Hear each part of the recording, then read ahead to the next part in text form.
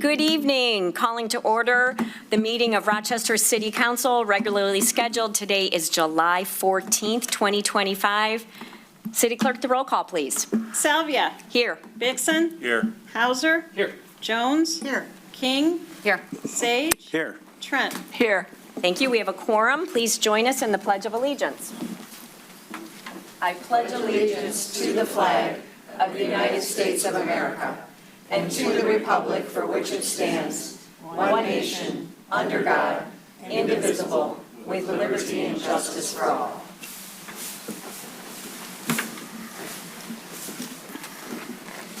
Thank you. It feels like summer in Rochester.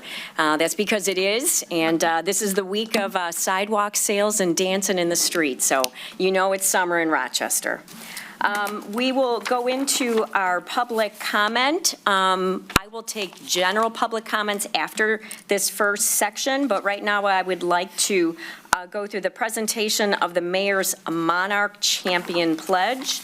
So I believe I am going to read the pledge, and then we're going to thank and recognize some of the contributors and participants that have been involved in this amazing accomplishment for the city of Rochester. So let me read part of this pledge. Whereas cities, villages, and counties have a critical role to play to help save the monarch butterfly, and the city of Rochester will play a leadership role by promoting and developing the monarch habitats. And whereas every citizen of Rochester can make a difference for the monarch by planting native milkweed and nectar plants to provide habitat for the monarchs and pollinators in locations where people live, work, learn, play, and worship. And whereas on behalf of the people of the city of Rochester who have already joined in creating healthy habitat for these magnificent butterflies, I am honored to lead the way by adopting the National Wildlife Federation's President's Monarch Pledge. And I encourage other village and city officials across our great nation to take a stand with me so that the monarch butterfly will once again flourish across the continent. Now, therefore, I, Nancy Salvia, Mayor of the City of Rochester, Michigan, do hereby proclaim today, Monday, July 14th, 2025, as Mayor's Monarch Pledge Day in the City of Rochester.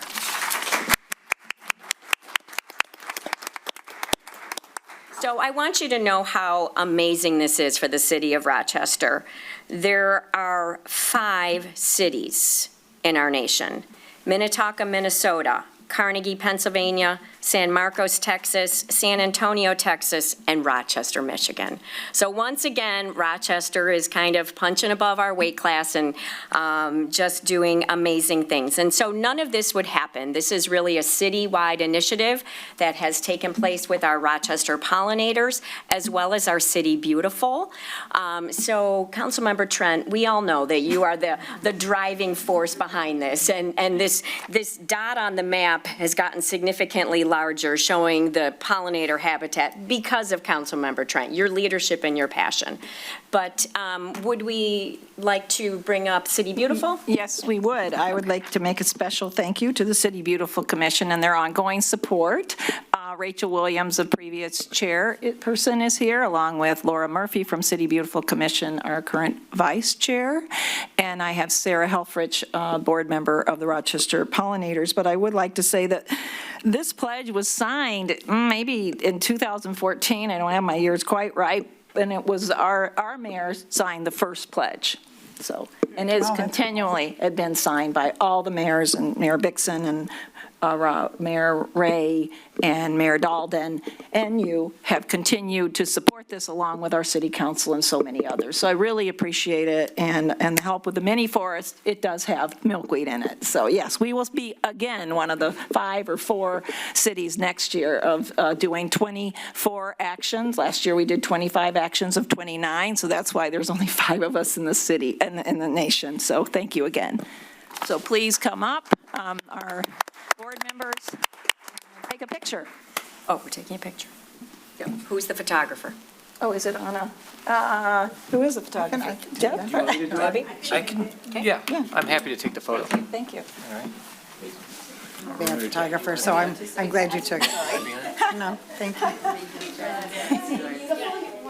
Christian, you have a future if the law thing doesn't work out. Where's Pete Tommaso? Right, Yeah. where is he? So do we flutter our wings or something? I'll take a few, okay? Jeff, smile. Okay, thank you, ladies. Yes, we turn this into the, Right, we have to turn it in. It's our 27th action.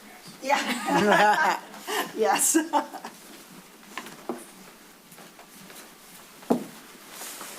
Awesome. Did City Beautiful want to say anything? or no? does City Beautiful Commission want to say anything? Or, I don't know. No, you good? Have we said it enough? All Good. right. It is not knowing and, yeah. I'm always for working with you. Nice. Well, the 8,000 screws yesterday at the All Abilities Park that you posted, that you and your volunteers did, I want to thank you for that as well. Putting into a, what was it, anyway. Raised bed. Raised It was a bed, raised yes, bed. It's raised looking really beds. nice. I biked by it today. You guys are on fire. Yeah. Yep. That's right, that's right. All right, next up, I'd like to bring up Scott Lanier. Scott, if you would please come forward to the podium. Scott is with Oakland University, the Golden Grizzlies Pantry. So Scott, tell us about what is happening with the pantry. Good evening, everyone. Mayor Salvia and the other city council members, I want to thank you for inviting me to join you this evening and share this wonderful information. My name is Scott Lanier, and I am currently an MSW student at Oakland University and the manager of the Golden Grizzlies Pantry and Garment Closet.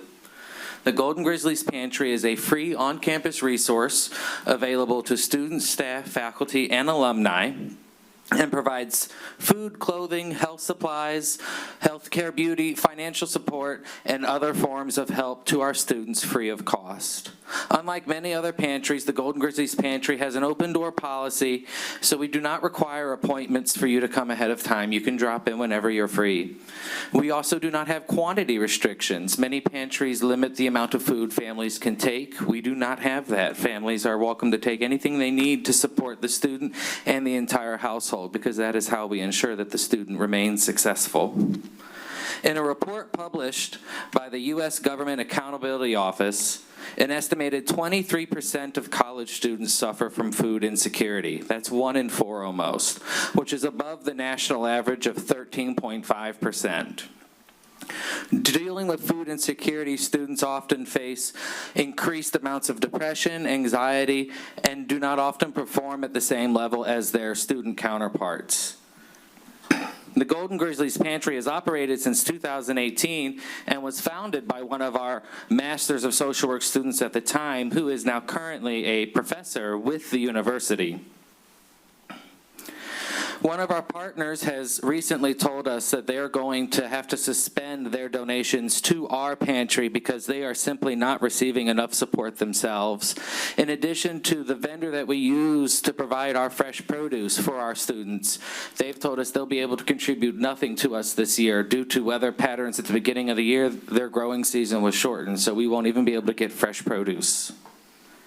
From January to June of 2024, the pantry assisted 1,702 families. In that same time span for this year, we've assisted 3,063. So we've gone up 80% in traffic through our door and the families that we are supporting.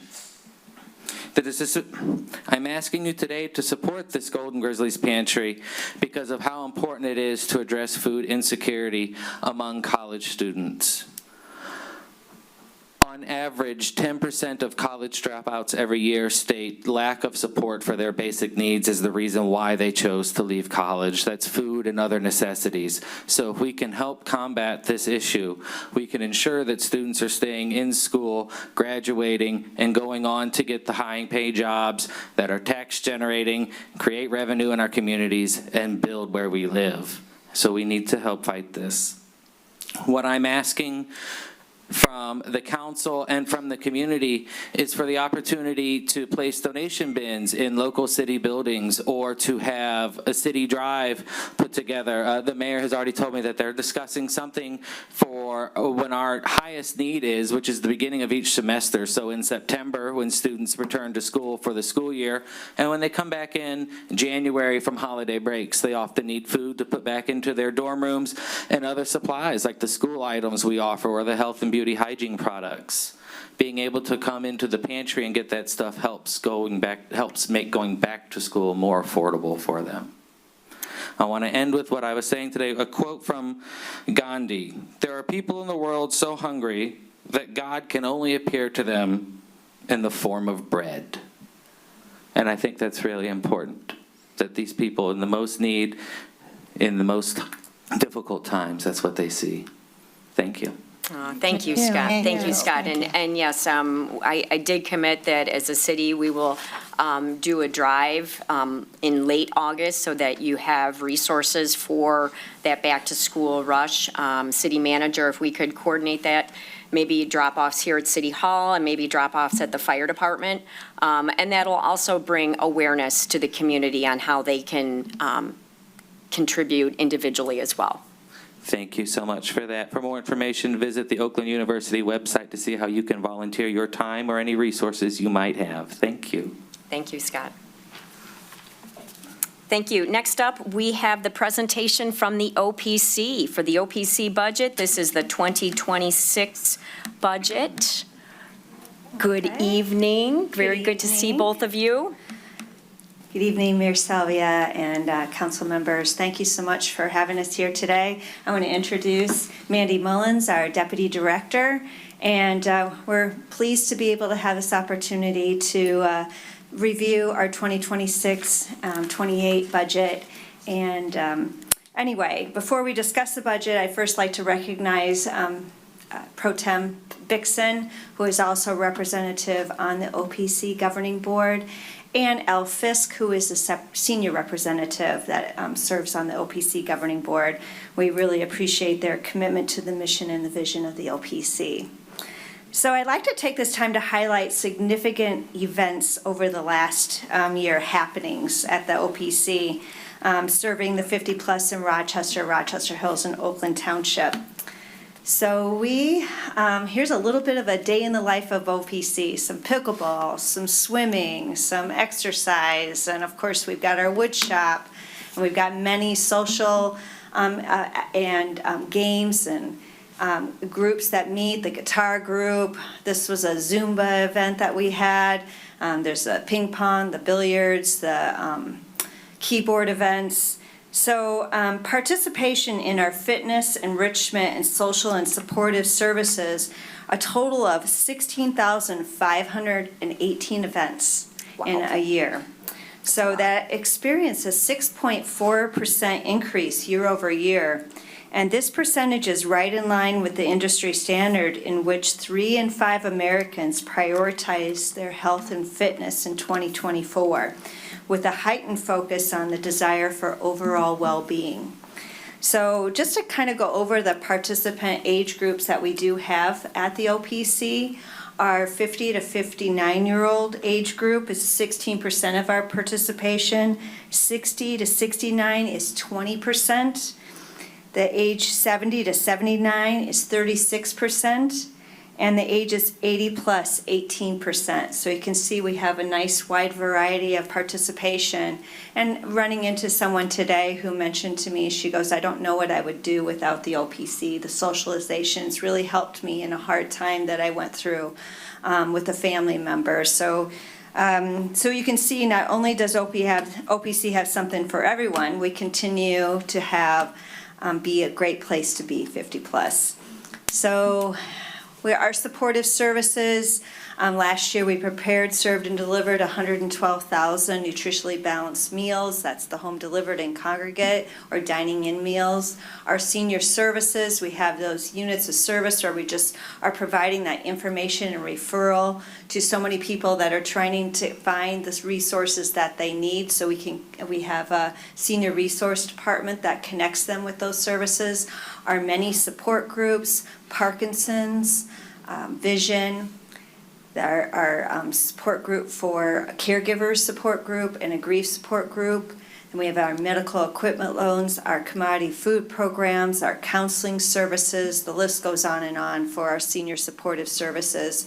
Our adult day service, again, sees an increase in individuals that are needing the support for the caregivers, the respite, but also that social interaction that happens each day in the adult day service room.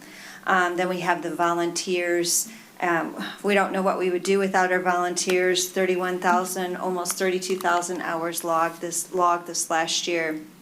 Our transportation, boy, have we increased with the passage of the Oakland County millage.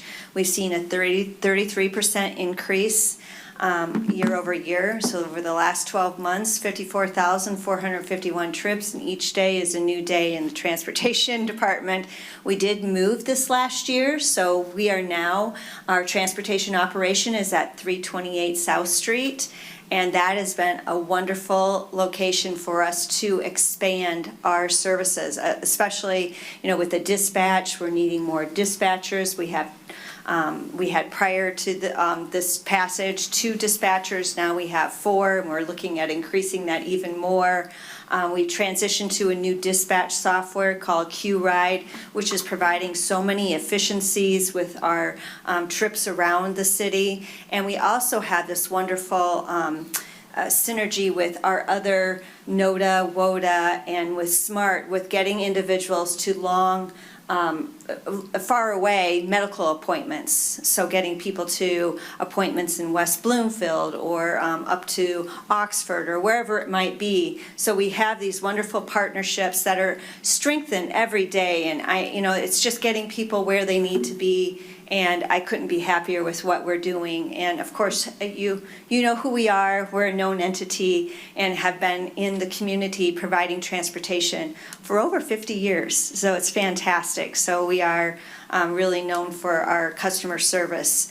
23 routes, we're looking to add another one pretty soon here. 39 buses. We have 7 new buses that we're hoping to take ownership of in this fall and into the winter. And then, of course, the 48 drivers dispatch. And it's hard to see there, but our service area, of course, is the blue, which is Oakland Township, Rochester, Rochester Hills. And then we just expand out from there, getting people where they need to go. Most importantly, the medical, the dialysis, getting people to their work, because they work in our area as well. And then, those other important appointments that they may have, coming to the OPC, the social activity. I mean, it's just important that people be able to stay on the move. Again, that's that socialization, that's that connection to our community. And we're very proud of what we have done and what we continue to do, and will continue to expand and meet the needs of our community and our residents, of course. So I'll hand this over to Mandy, who's going to go over the highlights. Oh, she gets to talk about all the fun stuff, and I get to do the how we get there, right? Numbers, yes. Yes, the numbers. So we do have the transportation fund is separated out from the general fund now.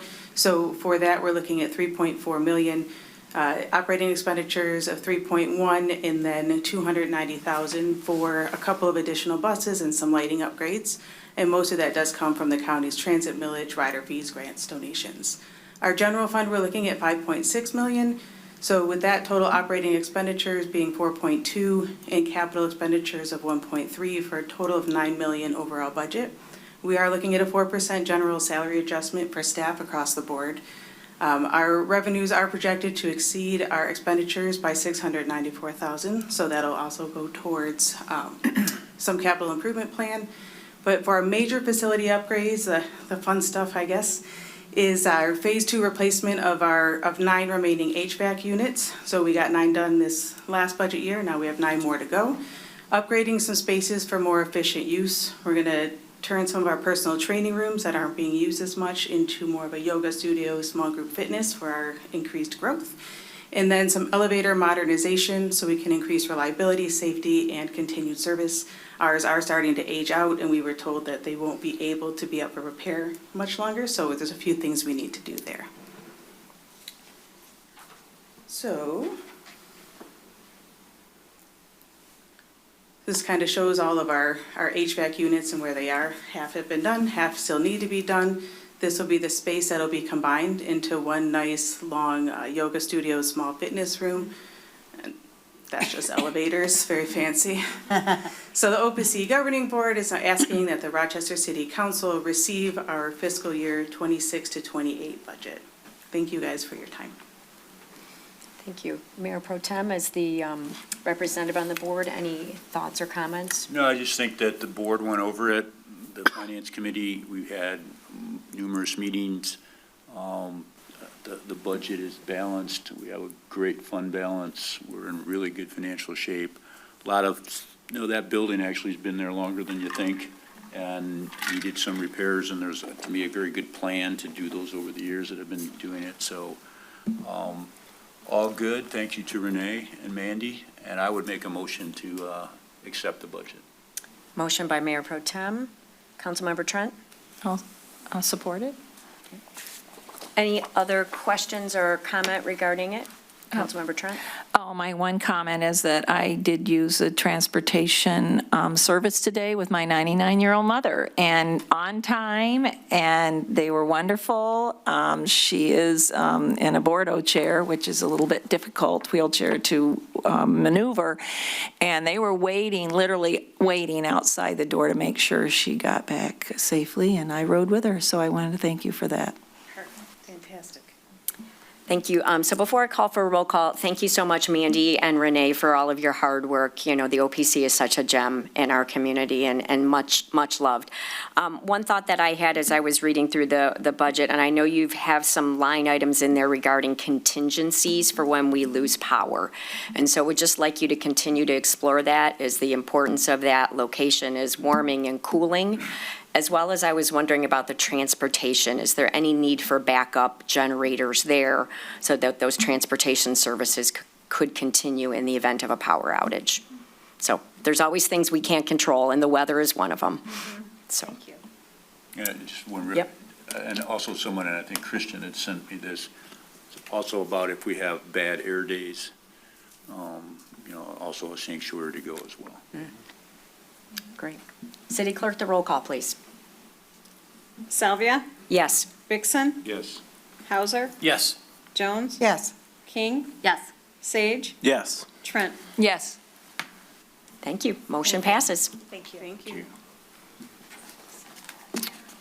Next up, we will have an update from Kristen Wolfang on the Clinton River Trail washout. This is one the public has been asking about, so we're so happy to have you here tonight. Good to see you.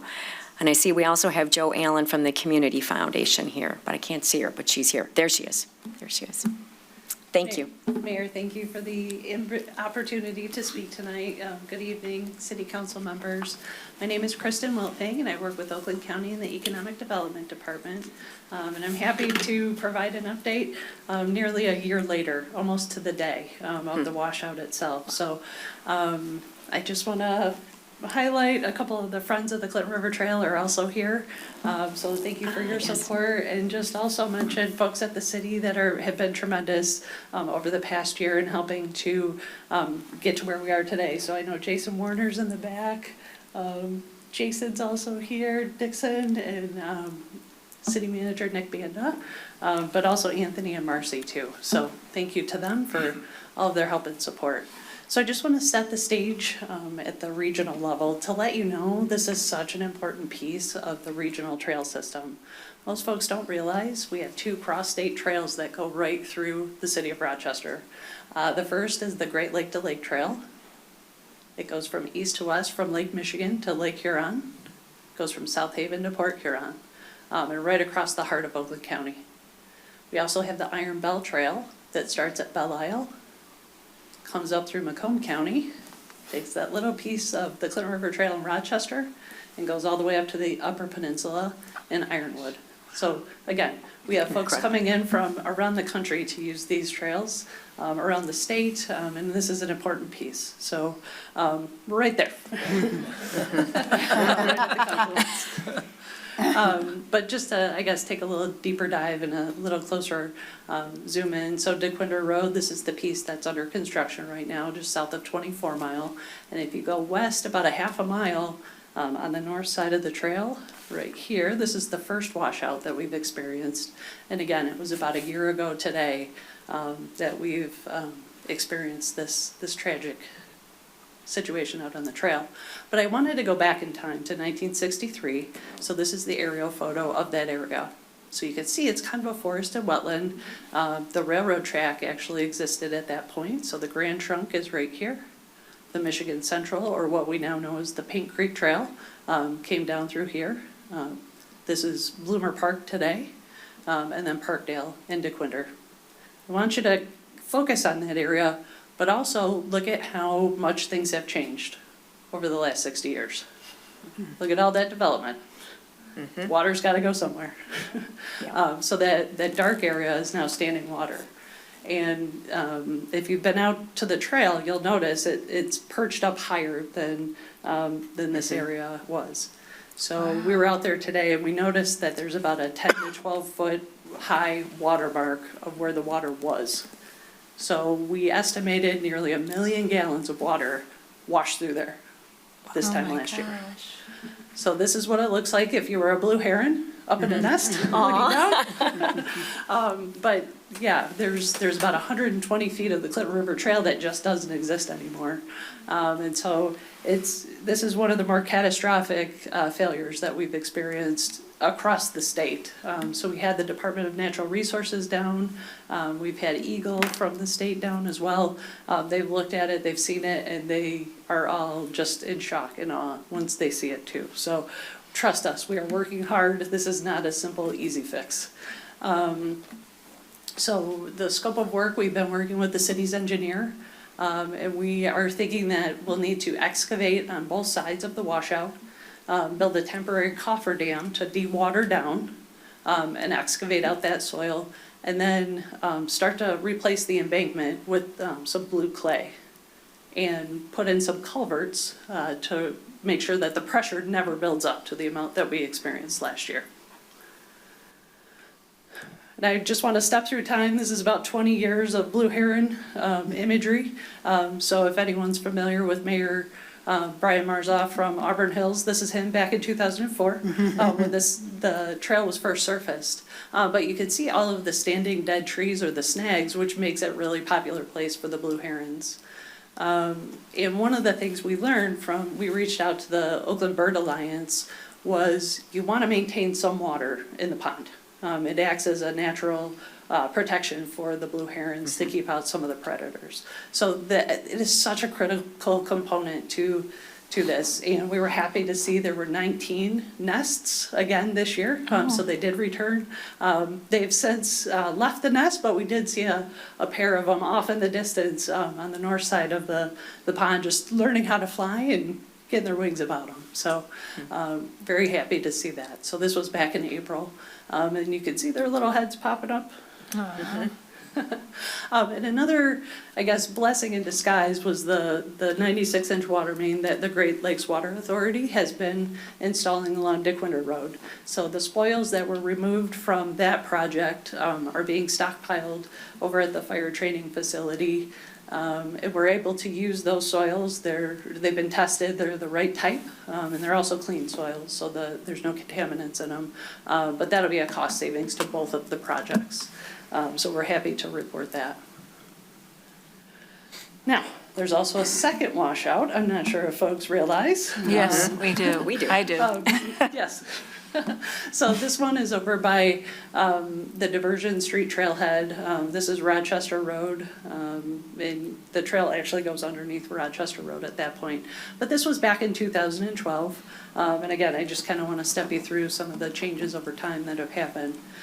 So the city was approached by the developer to do a land swap. The original trail that followed the old rail bed alignment is this white line that goes up to the north here. And so the trail was actually moved closer to the riverbank. And you'll notice there's about 20 feet of land that was put in place in this general area, and I'll show you what that looks like from a ground shot. But in 2023, you can start to see that that has been eroded away. This is what it looked like from the ground in 2016, and I just want to point out this flagstone retaining wall right here, because that's going to be critical in one of the next photos. And again, a different shot. But again, there was 20 feet from the edge of the trail to the front of this rock bed, and then the retaining wall was back up against the trail. This is what it looked like in July of last year. That 20 feet is gone. That retaining wall is failing, and this is what it looked like back in May. That's what it looks like from the river. Now, from the top side, it's also eroding and undercutting the trail now, so the trail is failing. We're starting to see quite a significant amount of undercutting, and this section of trail is pretty close to being shut down completely. So, the good news. I'm here tonight and happy to report through the very generous donations from the Ralph C. Wilson Jr. Foundation, they have provided grant funds in the amount of $1.2 million to this project. Last year, the city of Rochester also committed $1.2 million in bond funds. Those funds have been secured as well. And then the Ralph C. Wilson Jr. Trail Maintenance Endowment that is held at the Community Foundation for Southeast Michigan has also contributed $521,000 to the project. So we're there for washout number 1. We're still working on the cost estimate for washout number 2. If we can work with the adjacent developer and get an easement to push the trail back further away from the river, that'll be a tremendous cost savings. But again, we're working with the engineers to figure out if that's feasible with the developer. We've received a generous amount of $50,000 from the Department of Natural Resources. And then I know Jo Allen is here from the Community Foundation of Greater Rochester. She's been tremendous to work with, and she's been overseeing a lot of the donations that the Friends of the Clinton River Trail have received. And she'll also be the fiscal sponsor. The Community Foundation will be the fiscal sponsor of the Ralph Wilson Jr. funds as well. So I know people are anxious. They want to see this done. They want to get it done. They want it open. But please know, it takes a while to go from a concept design all the way to a ribbon cutting. And these are all the steps that have to happen in between, and it takes money to do that. So I'm happy to report the funds are in place, and we're working our way through the preliminary engineering and working towards bidding out the project. We just need to receive the final permits from the state. Hopefully they can expedite that soon. And then we can put the project out to bid and get it going. Again, there's some sensitivity with the blue herons. So their nesting season starts like February, March, and then again, they last through June, July. So we want to try to stay out of there as much as possible during that time so that we don't disrupt that. So we want to be mindful of it. But if we can start construction in the fall and get a significant completion done, I think we'll be in good shape. So please just be patient. I know the friends and everybody that wants to use the trail is anxious, awesome. But just know that we have to follow these steps in order to get it in place. We don't ever want to experience this again. So I mentioned we're working on the permits, the adjacent property owner, and then getting those final construction plans and getting it out to bid and go to construction. So I'd be happy to answer any questions that I can. If it's too technical, we may need to get back with you and check with the engineer. But thank you to the Friends Group, the Community Foundation of Greater Rochester, Ralph C. Wilson Jr. Foundation, and the Community Foundation of Southeast Michigan, because this is a group effort, and it takes everybody. So thank you. Thank you. Council, any questions specifically? Councilmember Jones? Just more a comment. You're sort of infamous. I've heard you spoken of several times by the city manager and all the hard work you've done and how much it's appreciated to get this resolved. And this was so helpful to me to actually, I walked it, so I saw it, but exactly what's going on. So I appreciate all this detail and the photos and understanding what the future holds. So thank you. Sure. Yeah, thank you for the Yeah. kind comments. Councilmember Trent? Yes, I would second that as well, and that when I saw it, I just didn't even know it was possible to fix. So thank you so much for showing us what you're going to do and walking us through it.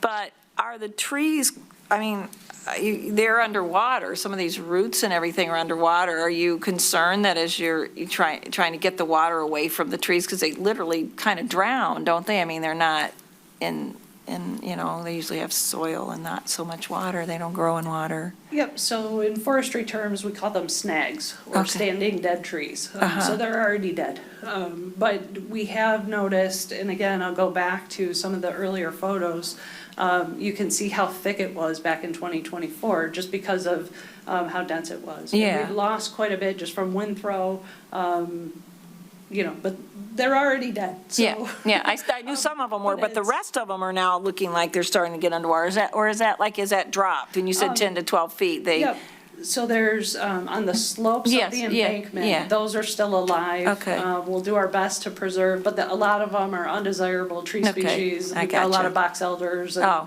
and, some elms in there. So that that'll are be okay. not great, Right. yeah. But we are looking to replant with some native plant species. I forgot to mention that. I know Oh, that's very good. important. Music to my ears. How did you know? Yep, and we did work with the Watershed Council, the Clinton River Watershed Council. They provided a plant list good. for, that are really good to reestablish those steep slopes and native species from Michigan Wildflower Farm, so.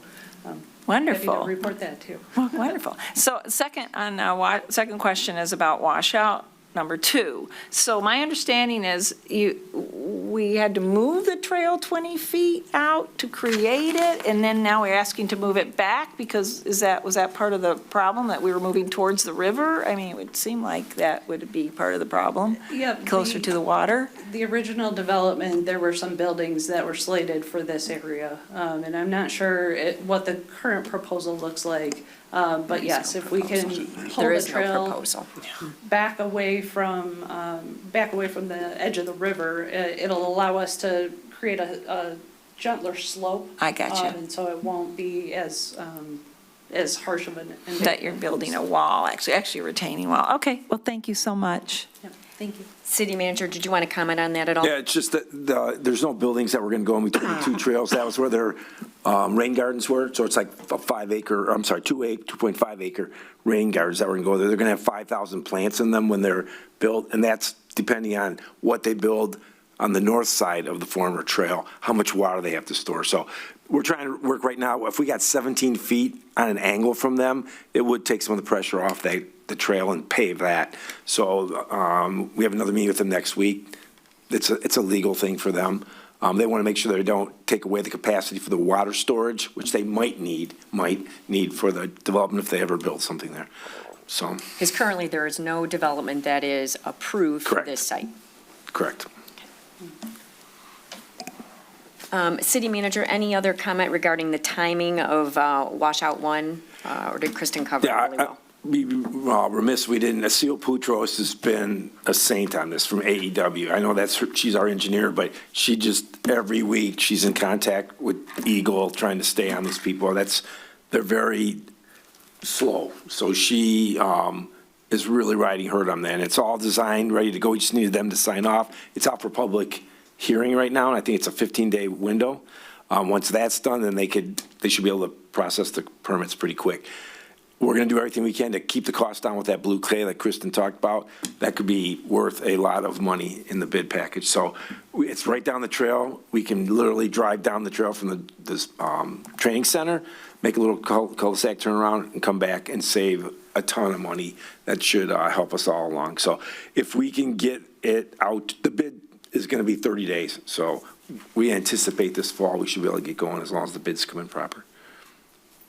I just have one more thing. Councilmember Trent? Just one more thing. Thank you for being sensitive to the blue heron nesting times. It's very important. They are an endangered species, is my understanding, or they're in this area? I can't speak to Okay. that, no. I thought they were. I know that their numbers have declined over the years, but I don't know if it's at the Endangered, yeah? species. Okay, well, Yeah. this will help. Thank you. Thank you so much, Kristen. You have been phenomenal to work with on this, and thank you for bringing some public awareness of where we're at on this project, and it does literally take a village. You know, a city the size of Rochester, we literally could not fund this ourselves. We need the village to make it happen, so thank you. Right away, you jumped in to help us, so thank you. Yeah. Happy to help. Thank you for your time tonight. Thank you. Thank you. At this point, I will take public comments for anything that is not on the agenda.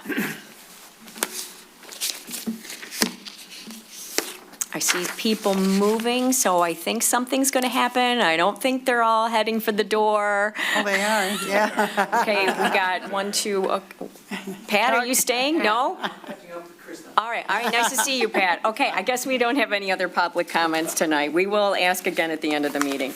Moving on to item 5, which is approval of the consent agenda. On the consent agenda tonight, we have the minutes from the regular meeting of June 9th and June 23rd. We have consideration to approve the Greater Rochester Open Tennis Tournament, which is going to be held July 23rd to July 31st. We have consideration to approve Bar 3 in the Park event. This is July 30th from 5 to 8 p.m. And consideration and approval for the merit raise for City Clerk O'Connor and receipt of the check register. Councilmember Sage. Motion to approve the consent agenda as presented. Motion by Sage, support by Hauser. Any discussion? No. City Clerk. Salvia, Yes. Vixen, Yes. Hauser, Yes. Jones. Yes. King, Yes. Sage. Yes. Trent. Yes. Thank you. Motion passes. We have no old business. Moving on to public hearings. We have 2 public hearings. The first, these are both administrative. The first is a public hearing regarding reprogramming of the, is that a fiscal year, a PY? Program year 2023 CDBG funds. Do we have a comment on this, Jason? I know we talked briefly about this when we set the public hearing, so if you want to comment, and then I will open the public hearing. Yes, thank you, Mayor and Council. So, yes, this one is for 2023. The CDBG funds were originally earmarked for the Memorial Grove project. They weren't needed for that project, and that one's closed. So we were looking to reprogram the funds to the Municipal Park Pathway repaving program. Okay, thank you. It is 7:42. I will open the public hearing. Would anyone like to comment on this? 7:43? I can't say 7:42 and a half, can I? For the minutes, I need 7:43, right, Leon? Okay, 7:43, we're closing the public hearing. Do we need a motion now to accept this? I will make a motion to accept. Motion by Hauser, support by support. Trent. Any other discussion? None. Councilmember King. I just have a question. I was wondering if, because this was park-related, if we could get an update on the playground at the Rochester Municipal Park, the lower one. Just want to understand that. What is that? I can. Go ahead, sure. Yeah, so good news is we got it out to bid now, and we should be able to start construction if the equipment is available this fall.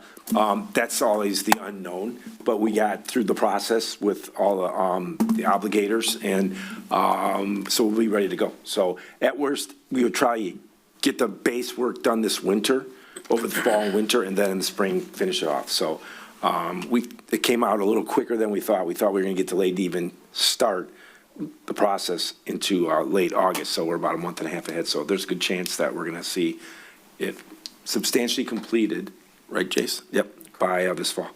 And do we, on that, do we have funds allocated? Yes. And do we have enough funds? Yes. There? Yes, External funds. We received those from the federal government, correct, grant, but it takes a long time to I think get these them. were both grants, right?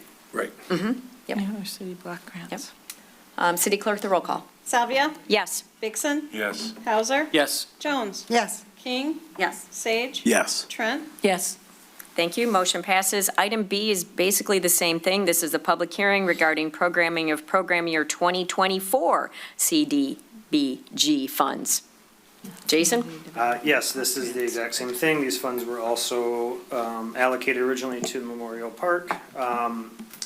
And we would like to reprogram to the pathway system as well. And both of these actions are about $27,000 each, right? Yes, correct. 2024's funding is 26,977, and the 2023 is 27,378. Thank you. Okay, it is, what time is it? I gotta have the digital clock. It is 7:44, opening the public hearing. Would anyone like to comment on this? Seeing none, I will close the public hearing at 7:45. Council? I will make a motion to approve the transfer of the reprogramming of the fiscal year 2024 CDBG funds. Motion by Hauser, support by Sage.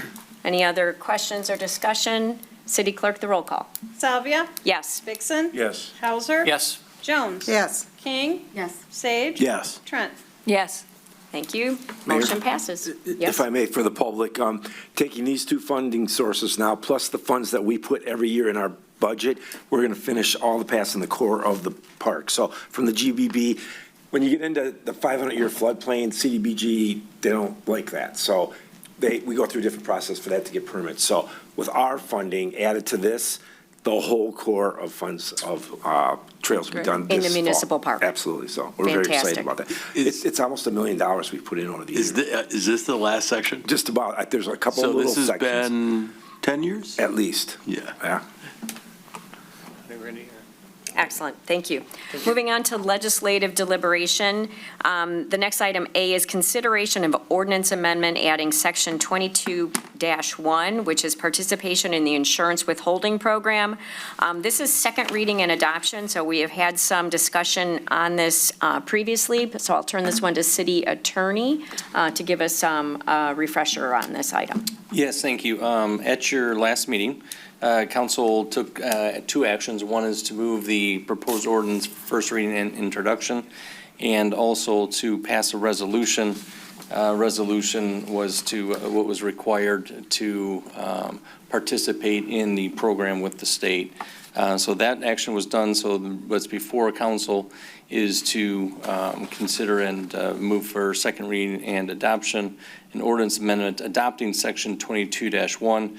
Simply, this ordinance, I guess, codifies the city's decision to participate in the fire insurance withholding program. It's a new section 22-1. It lists the fire chief of the fire department as the administrator of the program. It directs the city to establish the escrow account to take in any funds that it may receive. It is required to, if the city ever does get monies from an insurance company, then those monies have to go into a separate, not commingled account. And so then it is, it would be that. It does list the state statute under which this program is established, which is MCL 500.2227. And it essentially says the city will comply with the requirements of state law when it comes to that, and that it involves, at some point receiving monies if there's a fire or other peril. It's not just for fire, but it could be vandalism, hail, wind, those types of things where your homeowner's insurance would get involved. So there's a process by which the property owner and the insurance company kind of figure out what the claim is, and if they can come to an agreement. Once that's done, the clock starts, and if there's, the city could get 25% of those funds to hold into escrow to make sure that the work is completed. Now, there are some exceptions to that. For instance, if there's already a contract in place to do the repairs, the city would never see any of the money, because that's the whole point, is to get the get the repairs made. So if there's already a contract in place, then the insurance company would say, you're not getting any, city, because there's already a contract in place, so long as the insurance company is the one who's paying that contractor. So there's a safeguard there. So this is not a moneymaker to this city. This is a situation where if a damaged property, and when we say damaged property, it's not, some siding that fell off. This is a nearly complete destruction of that property is when this would trigger.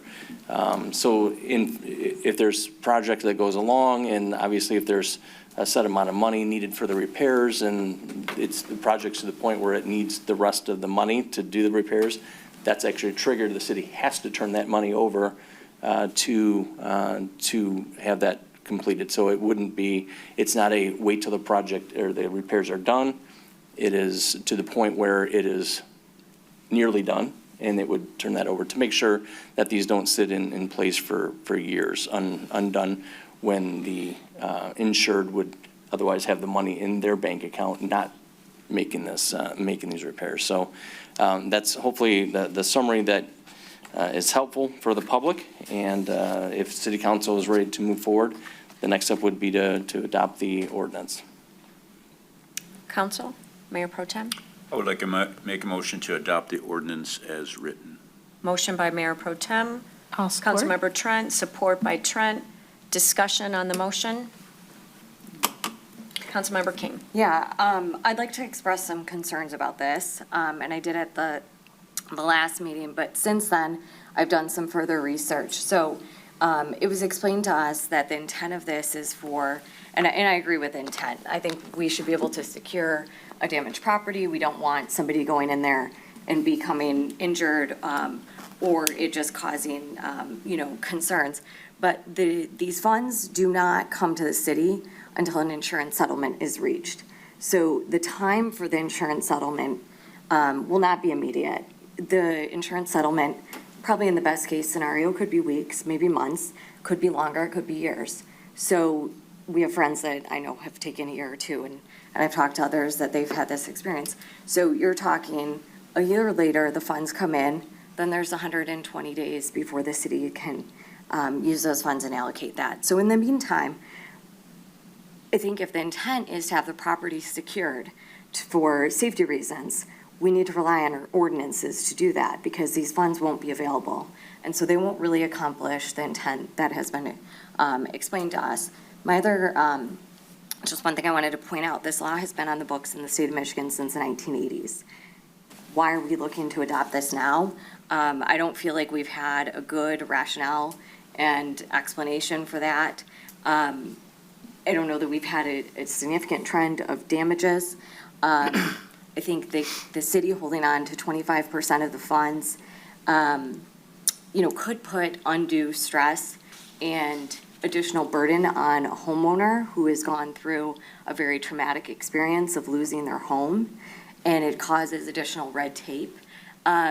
If you're talking about dispersing the funds directly to a contractor, what if you don't want all 25% to go to that contractor at the very beginning or at the very end, because you're not ready to pay them all that? A lot of times there's contingencies or holdbacks. So I'm concerned about how the funds get doled out. We also maintain those funds as the city.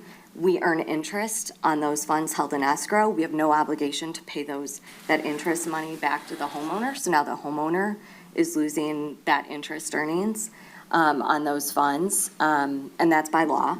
The law states that the city can hold those funds. The amount is capped. Right now, I believe it's $24,000. It's adjusted by the CPI every year. So I have a lot of concerns. I also don't view this as a regular ordinance that we would usually put in place, and I don't feel like the public has had the right notification. I know it was put on the agenda. I don't think people necessarily read into it and understood what it is, or we didn't put out the notice of like a public hearing. So I'm just not comfortable moving forward without more input from the public, when we're talking about holding their money from an insurance settlement. So those are my viewpoints on it. I do think the intent is is good, but I have a lot of concerns about the administration of it, about the timeline, how effective it will be. And I'd really like to have more public input before I would be willing to support it. Okay, thank you. Any other comments, Councilmember? I just want to thank Councilmember King for the research she did, that she shared with me also, and it has given me pause that I need to agree with what she's saying as far as more time involved in this and more public comment. So at this point, I don't think I could support it. Councilmember Hauser? Sure. If I can, just a second here. So under this statute as well, going through this over the weekend, I noticed that if there's funds that have been retained for over a year, the city can use that money for any project, not just this one. Is that, Jeff, is that your understanding as well? I'd have to take a look at that. Yeah, it says because here, the insured has been demolished, and then the insured could go back ultimately and sue to get that money back. But I've got a problem, I guess, with the city using someone's money for a particular house and then using it on someone else's property and having that recourse. And then I think this would be more for a question for maybe the fire chief. If the idea is, and I'll let you walk up, chief. This is not meant to ambush, but this is more for me to understand. The idea is, so the city has the right to secure a structure after a fire that may not have been promptly secured by the homeowner. Is that generally correct? We would have a requirement to go ahead and cite the homeowner for an unsafe condition. Right. And we would probably more than likely, and I did check with the city attorney because this is kind of off the cuff, would more than likely have to get a court order to do that. And so, I'm not trying to be snarky here. Our blight ordinance, we have this in there already. I believe it's the first section, says the existence of any structure or part of any structure which because of despair, fire, wind, or other natural disaster is no longer habitable, or if the dwelling is not useful for a purpose and has been left in that condition for a period of 30 days. So they would be, let's say there's a fire on Main Street somewhere, and it stays like that for 30 days, we would already have the mechanism to issue a blight ticket and compel them to resolve that blight issue, right? The city attorney would have to correct me, but I believe that in those cases, we may be the one who puts the money out to go ahead and do the work, and then we would have to leverage in some cases. Keep in mind that this is not a big, this is a bigger issue when you have someone whose house catches fire and then decides not to rebuild, but to go ahead and take the money and go to wherever they're going. Right. So now the city is left with a structure that's unsound or unfit, and then the city then has to take the time to go ahead and start whatever action to go ahead and get it fixed. Again, city attorney, if you correct me if I make a mistake here, we do have the right to go ahead and order through city council to make changes to the property, either tear it down or to go ahead and fix it. But all that is done at the city's expense, and then the city has to find a way to go ahead and recover the cost. Right. I look at this as who's paying for it. Either the city's going to front the money, or the money's going to be set aside in this escrow account from the insurance company, and then we will reimburse ourselves, or somehow we're just not coming out of pocket right away. And I think that that's an important point that you're making, councilperson. The other piece is that this is not an opportunity, in my terminology, nobody else uses it.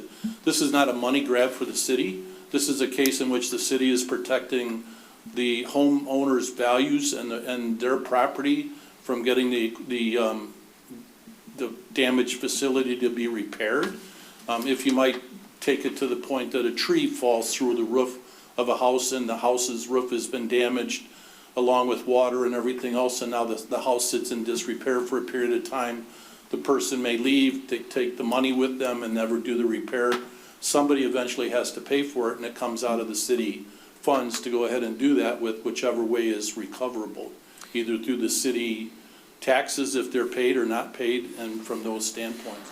Could you walk me through a scenario? So let's say there's a fire on January 1 on Main Street, yes. 100 Main Street, and they have ostensibly, 30 days to bring that if it's 49% or greater, it's not habitable, it's a total loss, they have 30 days to knock it down, is that correct? Well, no, that's not correct. Okay, please. And so and that's the whole piece that has changed so much. Okay. And what I mean by that is in the case of the house on Terry Street, that was tied up between insurance companies for almost a year. In other words, each insurance company was blaming somebody else for the loss, and there was no payment made from that standpoint.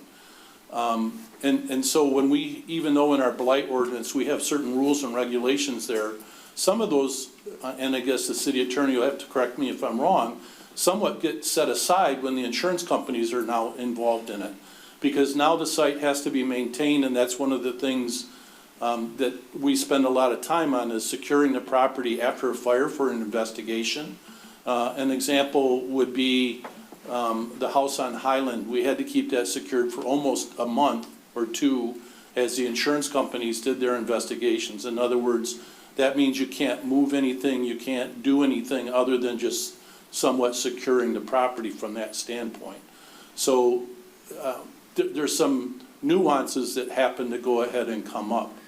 And I guess as a reminder, when this originally came with an opportunity for the city council to do it back in around 2009, at that time by talking to City Manager Vitrano and myself and the city attorney, we made a recommendation not to go ahead and participate in it because we didn't think that we were going to have an issue within the city. Well, as you spin the clock forward and things have changed through the insurance industry, and what we seem to have seen going on within the city is we've seen damaged buildings stay in a sense of being damaged and not fixed for longer and longer periods of time.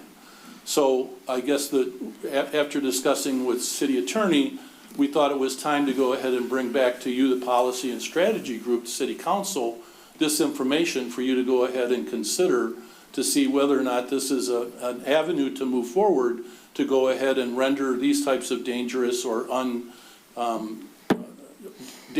unsafe conditions to render them safer and in a condition in which they can be protected of the residents and the general public. We have not seen anybody abscond with the insurance money, but that doesn't mean that that couldn't happen. But what we have seen is we've seen longer and longer periods of times for houses to go ahead and get fixed. Councilmember Hauser, you still have the floor. Just one more question, and I'm sorry, but explain to me, if we had this ordinance in effect when there was a fire on Terry Street, or bless you, what would the city have done differently, or what would the city have been able to do differently that it couldn't do because we weren't in this program? Well, again, the rules are somewhat, we have to go ahead and follow the rules, but what we could have done is work with the resident of the property to go ahead and maybe do certain things to the structure to go ahead and start some of the renovations to where they weren't involved within the investigation. The investigation on Terry Street surrounded the power distribution system and what may have been shorted within the electrical system to where maybe the roof could have been repaired or other items could have been repaired with the insurance funds, as opposed to waiting for a total settlement. So I hear you. I just want to ask a follow-on question, then I'll get to you, Councilmember King. So from the timeline, I'm just a little confused on the timeline, because Councilmember King said a year, and then I heard you say it could allow it to happen quicker. So what is the trigger? What instigates the city under this proposed ordinance change that would allow the city access to this money? What's the trigger? Well, the trigger would be inaction from the insured, is at which time the city would decide to go ahead and take a step forward. City attorney? Yeah, so there's a process where the insured and the insurance company, they're trying to figure out what that is. So once they come up with that final settlement number, that's when insurance company says, oh, City of Rochester is a participant in this, then they would send a notice that we could get the 25%. Under certain circumstances. If there's already a contractor in place, there's exceptions to that. City might never see any money because that would be for the whole purpose of why the city would have it. But that's the trigger, and then for 120 days is from that point forward. And then the city can't do anything for that period of time.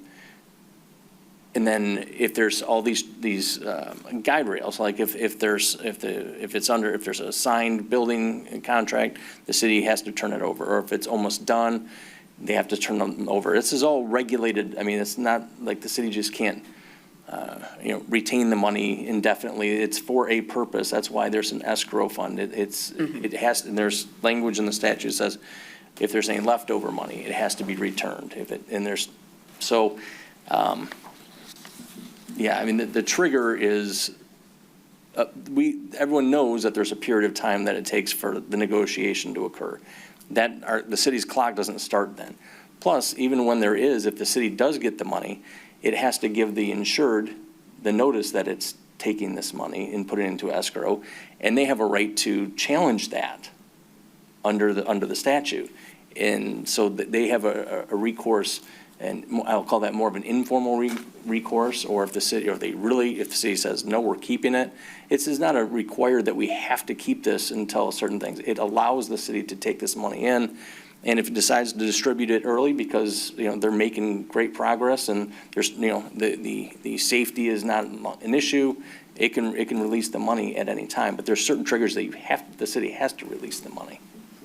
So if this ordinance were to pass, is it true that we could use either the blight ordinance or this situation, depending upon which would be quicker or make more sense for the property? So that's a good, I'm glad you said it, because part of in the statute, using the money is to bring it in compliance with the city code. This is not a code, a blight code itself. This is an opportunity to have the money so the city can hold that to make sure that they're complying with the city code, such as the blight ordinance. So that could be, if the city believes that it's now in a blighted condition because of it, then we could pursue it. And the insurance companies, they're still arguing nothing's happening. Right. Exactly. We could go to blight ordinance as Plan A. Absolutely.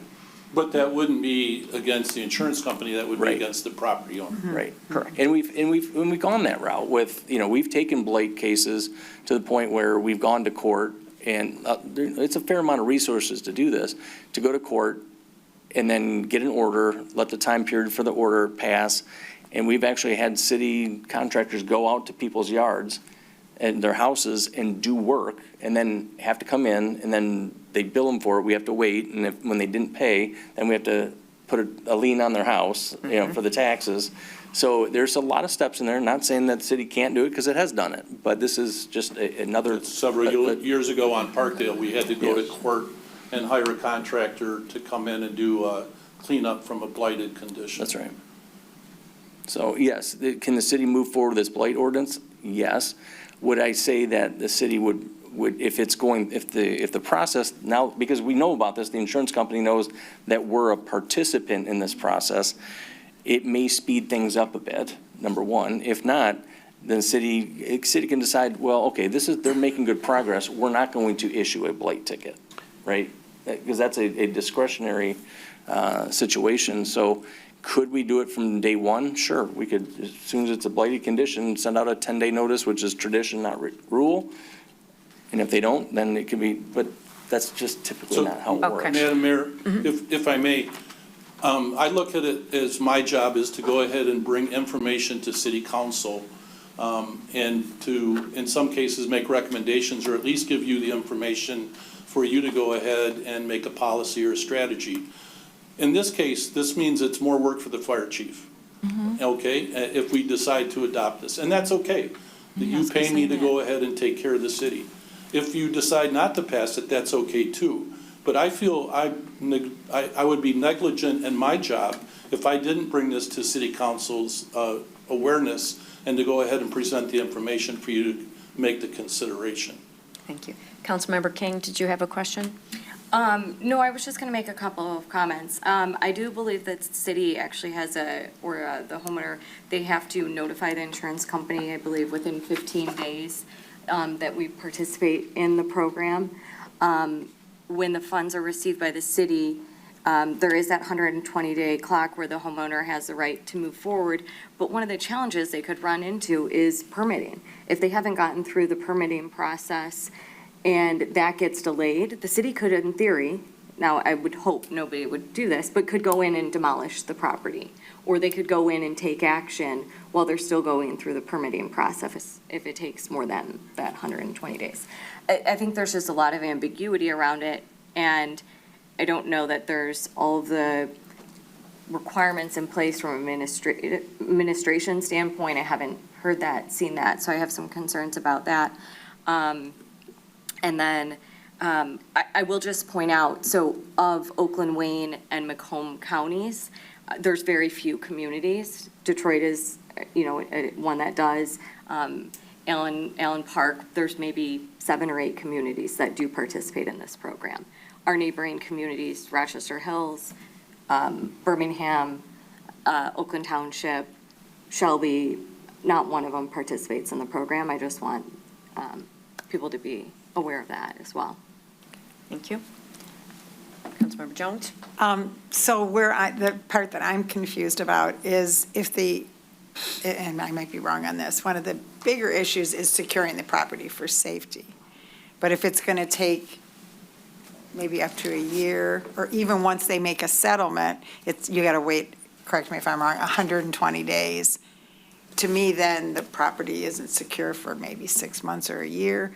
I just feel like there's got to be another opportunity, whether it be the blight ordinance or some other way to secure the property sooner, if that's one of the major concerns. Am I right with that, or what I'm saying?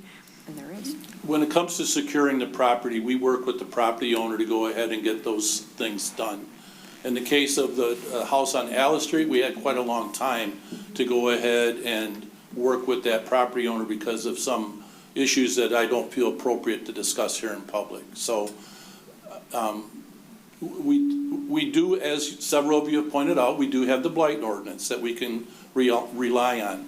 But again, the blight ordinance then puts the potential burden on the city, and that's fine too if the city decides to go ahead and take those costs on and then go after the recovery. And that's a question. Councilmember Sage. Yeah, that's a question I have. So if we go the blight route, right?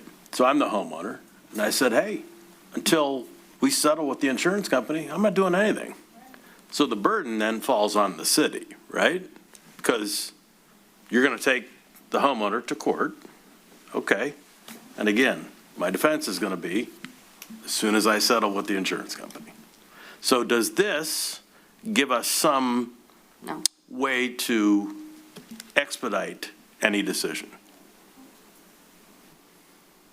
You can't force the homeowner to settle. I would say that the blight ordinance would be a faster process to resolve that situation, that unicorn situation.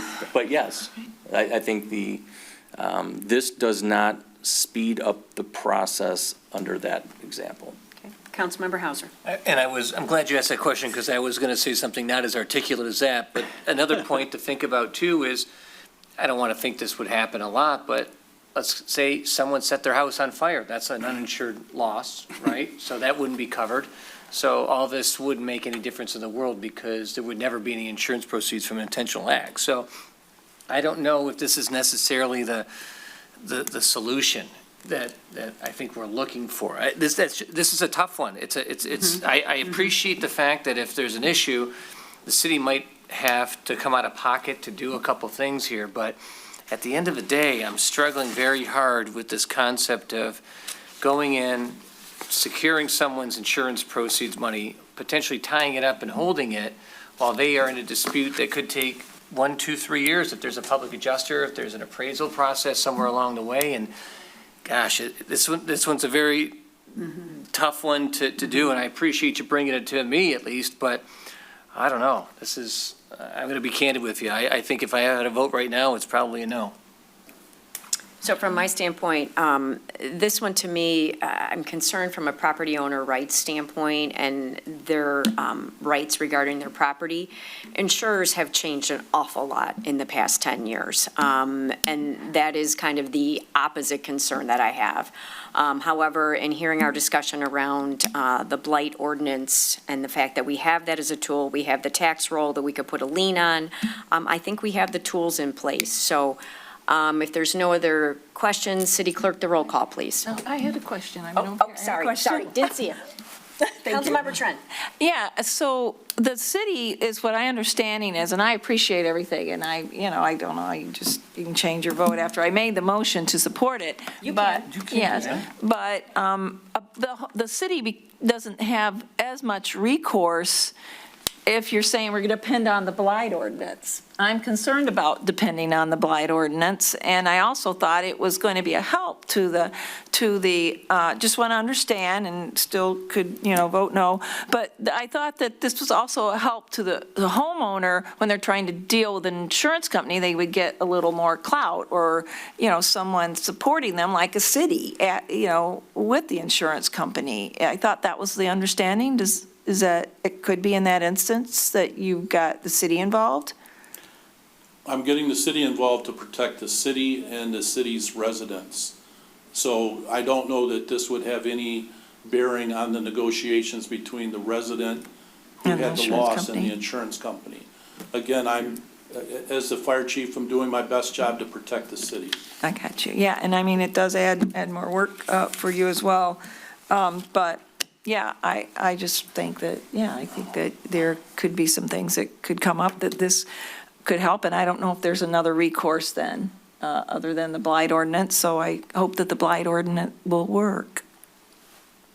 Any other questions or discussion, council? Okay, City Clerk. Salvia, No. Vixen, Yes. Hauser, No. Jones, No. King, No. Sage, No.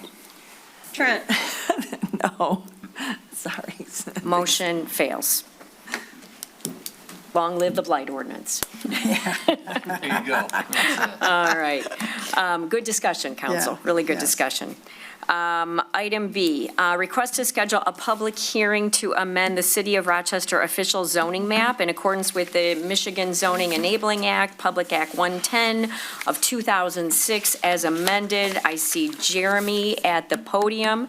I'll put my preamble in on this one. So, this has gone through Planning Commission. When we started down this road of implementing the master plan, I thought this was a two-step process. I learned that it's a three-step process at Planning Commission. So first we reviewed the definitions, then we reviewed the map, and then we had a first view of the ordinance change, the language, which is in our packet, which puts those two together. My understanding is that our action tonight is to set the public hearing for council to then review this combined effort, including the implementation of the future land use map. So council will have opportunity to comment, discuss on this. And so tonight, if you have questions or things you want to make sure are covered during the public hearing, that would be great to comment on those. So Jeremy, any other comments? No, that was very well articulated. Planning Commission will be voting to bring it to you guys on August 4th. That's when the public hearing is. And then we wanted to get a jump start on it so you guys can get eyes on it as well in this month and send over any comments. And we're asking for a public hearing to be set for August 11th. Obviously, if Planning Commission does not vote and they want another crack at it, then we would just push the public hearing for your next available meeting after Planning Commission would approve it. Okay, thank you. And I do know that Vidya is here. I see she's on mute, so City Manager. So Vidya, anything you would want to add to this or comments you'd like to make? No, Mayor, we just want to make sure that the council has got the benefit of the future land use plan map and all of the zoning districts consolidated together in your fully updated zoning ordinance. Even though we are adopting new districts, there are minute changes that needed to be made throughout the zoning ordinance to make sure that there are no conflicting sections and any irrelevant information is removed. That's why your packet is so voluminous. So we would appreciate it if you looked through the zoning ordinance text and looked at the future zoning map that is going to be adopted, and if you had any comments or feedback for us, if you could provide it to us, we would be happy to take a look at that and make any changes as necessary to bring it before the Planning Commission. Okay. So, council, do we have any actions, and then we can have comments? Any actions on this? We need a motion to set a public hearing. Motion to set the public hearing for August 11th. Motion by Sage to set the public hearing at the next available? Yeah, No. because it will be. August 11th. August 11th, okay. Is it 11th or 4th? It's Fourth is Planning the Commission is Oh, fourth. planning, I'm sorry. Mayor. 11th I'm is sorry. us. Okay. So next Yeah. available, I'm sorry. because if planning commission wants to bring it back. That's then why I it'll was be- asking it. yeah, Plain- yeah. Next Okay. available, I thought was better. Okay. Motion by Sage, support by Hauser. Council, thoughts or comments you would like to have for the public hearing? Or anything else? Councilmember Jones. So just to confirm, the map has not been approved yet by planning. The map and the text have been approved by planning. They have been approved. They are both, I guess, opening up the zoning ordinance to send it to you guys for review now. And you guys will also have, I believe it's 2 meetings, is it first and second reading, to make comments. I would also welcome you guys to send me any comments you have in this month as well. So what is the August 4th Planning Commission meeting doing? So the new text got amended, and then they needed to implement the text into the existing ordinance that did not get changed, because they referenced things in different places, and that's what needed to be changed. So it got redlined and then repurposed with all the new names of the districts.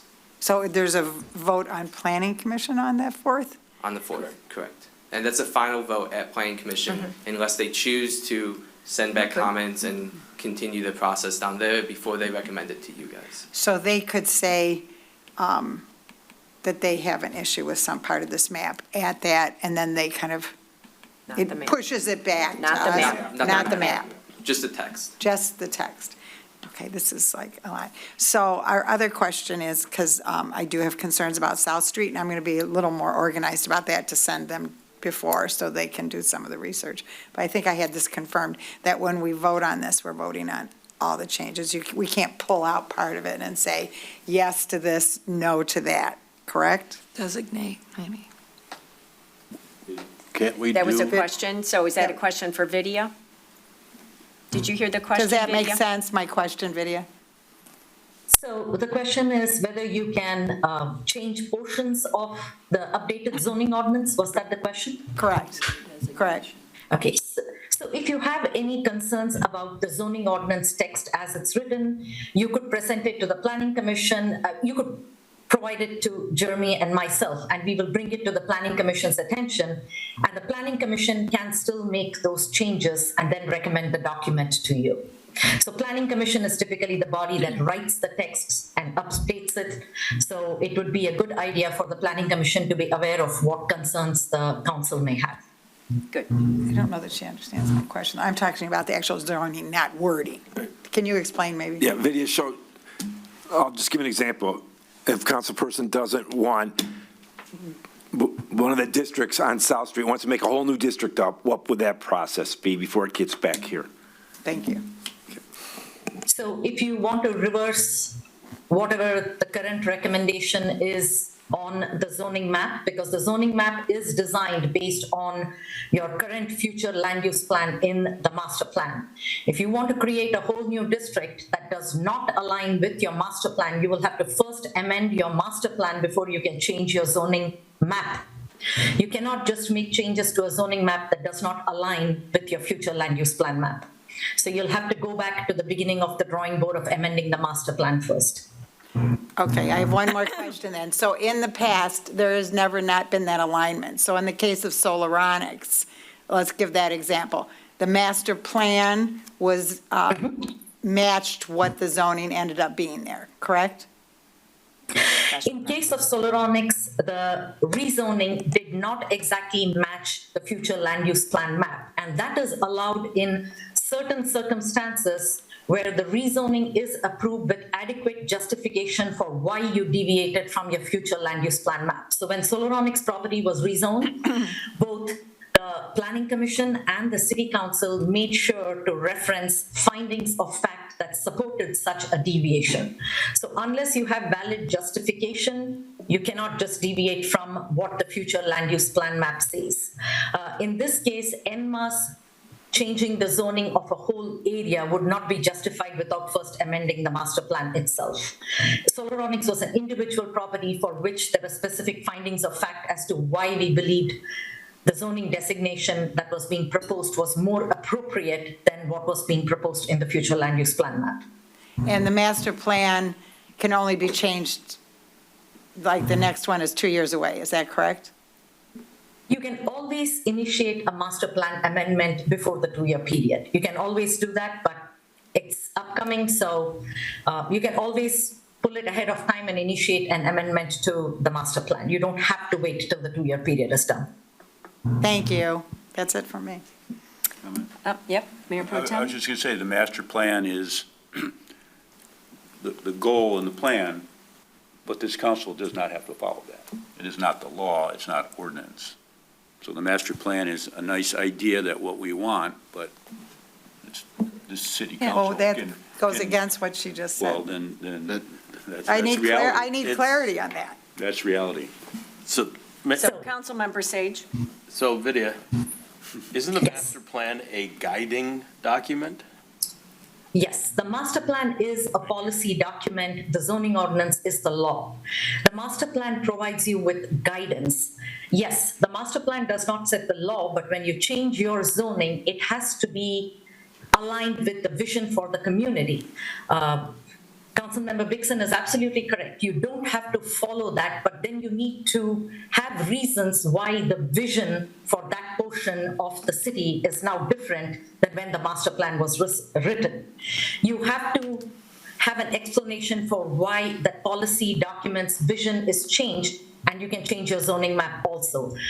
What I was trying to say is you can't just make a change to a zoning map without referencing why the policy document has got a separate vision, because the master plan is a document that reflects the vision of the residents of the community. So if you're going to deviate from that, you need to have adequate justification. The policy document is what guides your zoning ordinance. So for council, so we have a 180-page document that is in our packet to set this public hearing. The first time Planning Commission saw that was this past Monday, and it was a little bit of a jaw dropper for us because we couldn't see the packet till the morning of.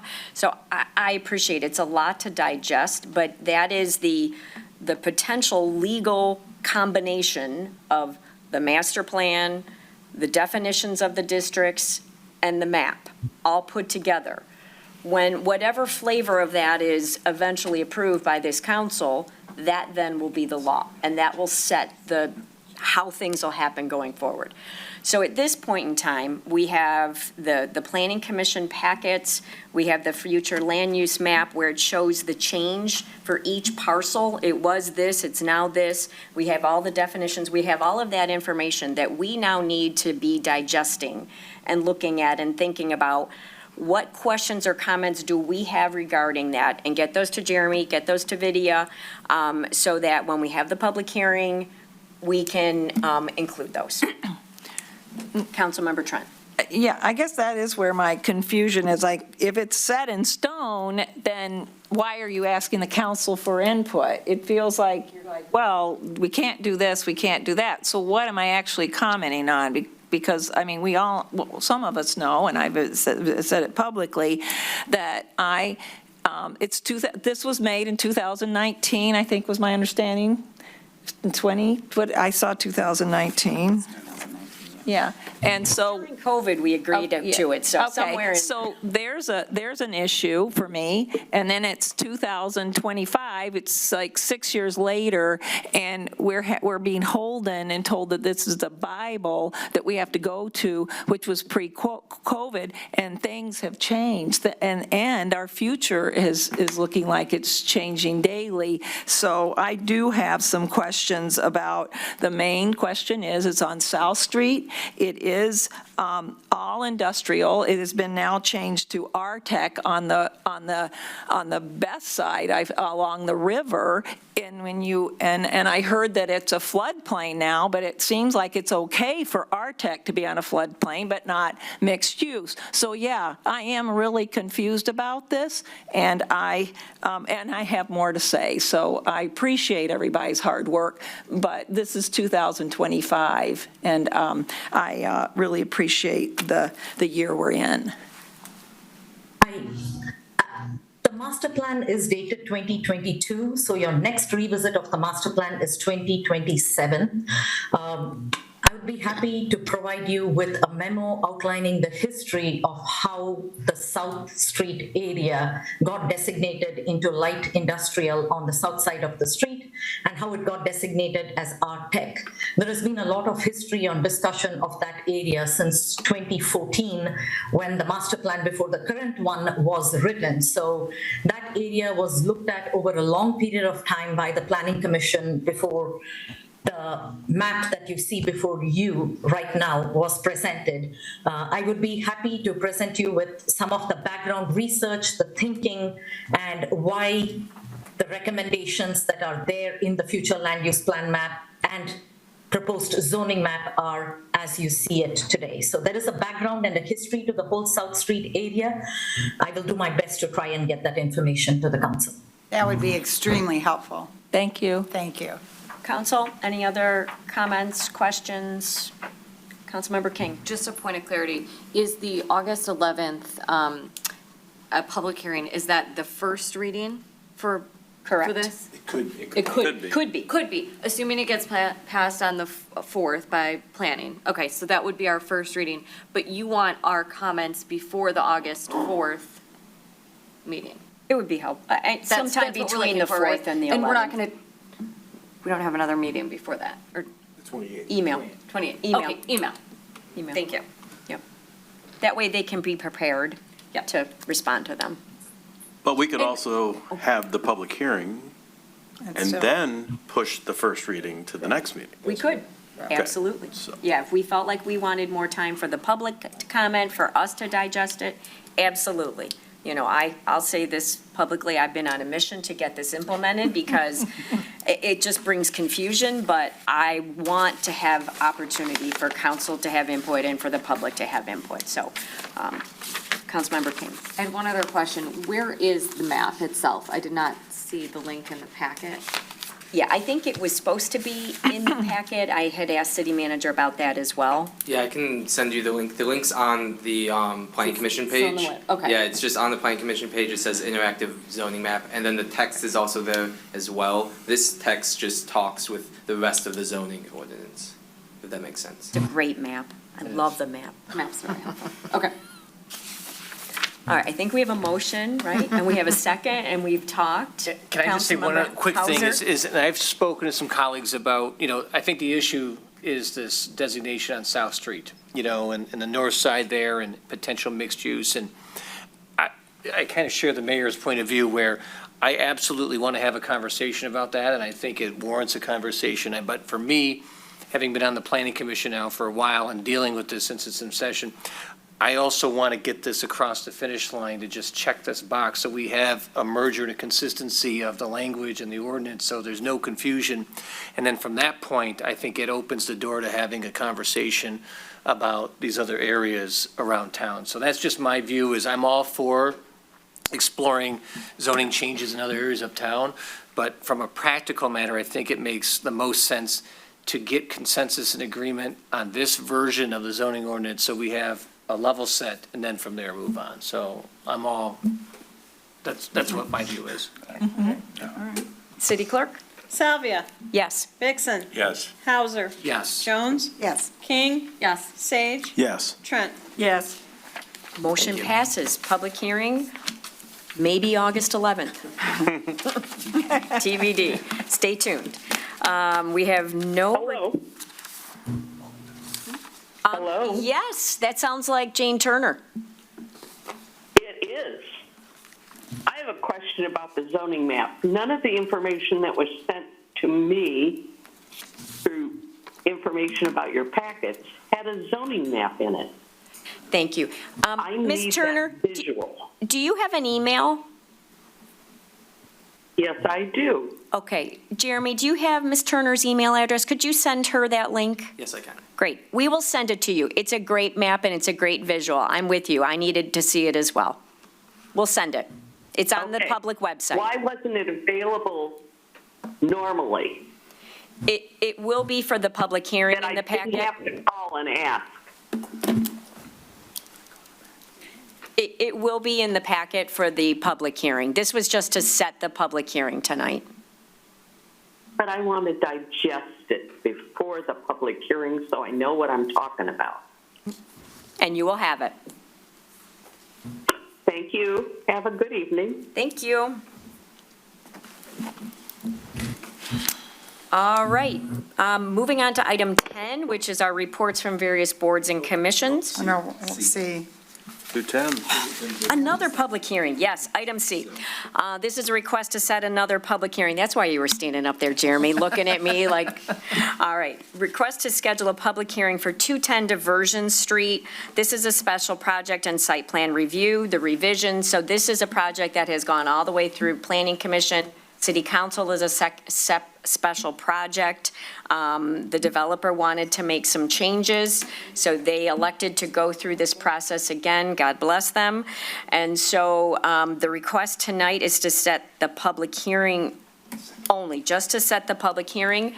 So Jeremy or Vidya, do either of you want to make any comments regarding 210 diversion?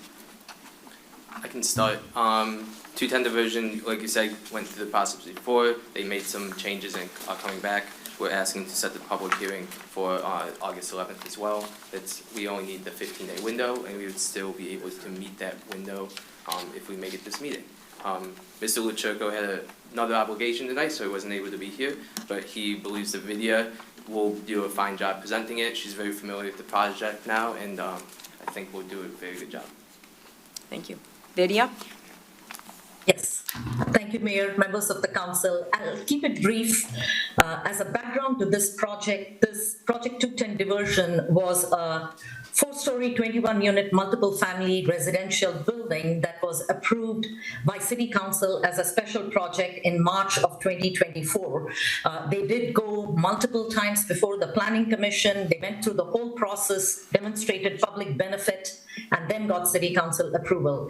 During the process of engineering and construction, they happened to make certain changes to the site plan itself. These changes are pretty small. However, our zoning ordinance, the provisions under special projects, does not allow administration to approve these administratively. There is no distinction for changes. Since this was a special project, we believe the correct process was for them to go back before Planning Commission, which they did. They got a recommendation from the Planning Commission at the meeting last Monday, and they are before you tonight for setting of a public hearing. I'll just briefly go over the changes that necessitated them submitting for amended special projects approval. Mainly, what the project has done is increase the size of the balconies along the west side of the building and on the south side of the building. Now, when the project was originally approved, the balconies were only 0.1 feet from the west property line. By increasing the balcony size, they now had a 1.5-foot encroachment over the property line. Even though the property to the west is also owned by Mr. Luchurko, it is the preserves. We do not allow properties to encroach, structures to encroach on other property lines. So Mr. Luchurko is going to transfer 1.5 feet of land from the preserves to 210 Diversion so that all the balcony overhangs are also located entirely within the property lines of 210 Diversion itself. In In addition, they are proposing to widen easement on the west side of the building, which is now 8.5 feet wide. This is a maintenance easement. This will allow the maintenance of 210 diversion to come and do landscaping maintenance, balconies, or just building maintenance without necessarily trespassing on the preserved's property. So that is one of the most significant changes. They've also increased the size of the balconies on the south side of the building. But even though the balcony sizes were increased, it is still fully within the applicant's property itself. If the council recollects, this property is odd shaped. It is a perfect rectangle over here. Then it's got a small projection that goes up over the hill.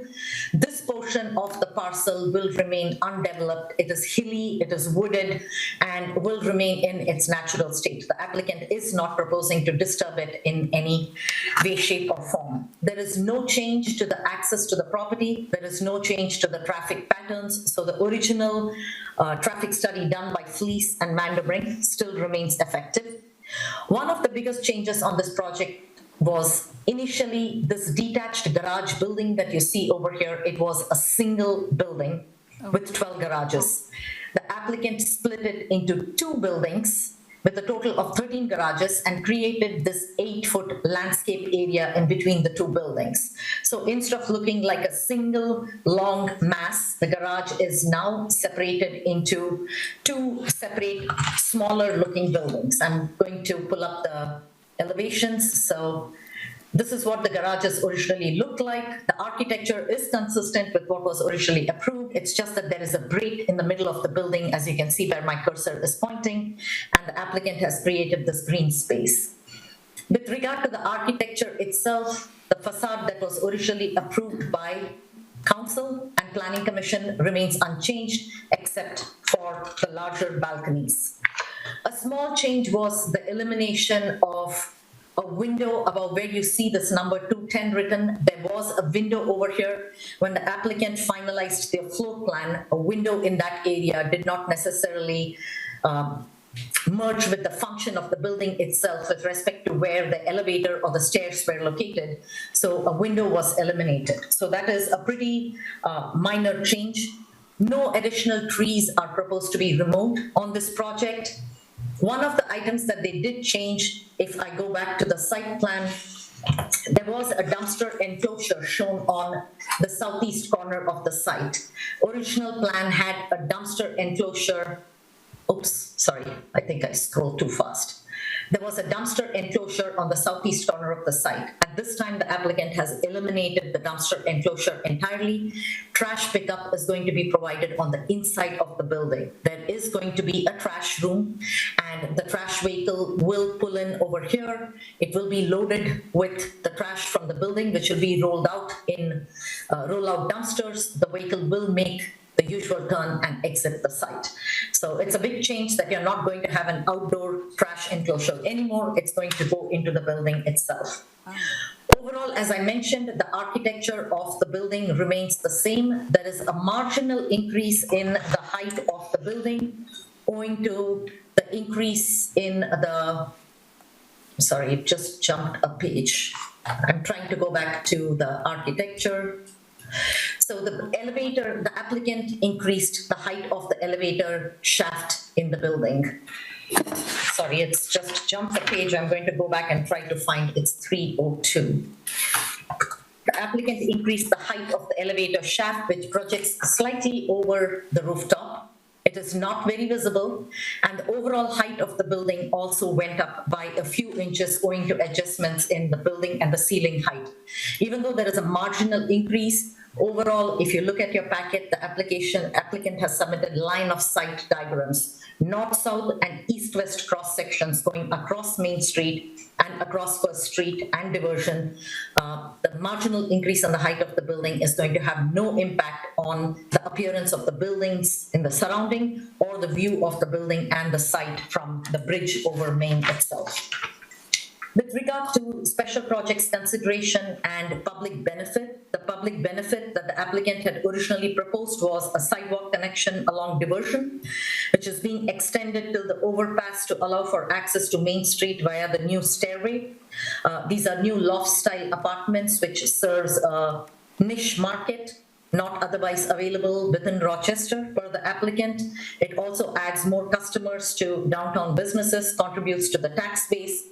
And since then, the applicant has also added that they now intend to improve an additional 182 feet of water main, which is public infrastructure, as part of the project.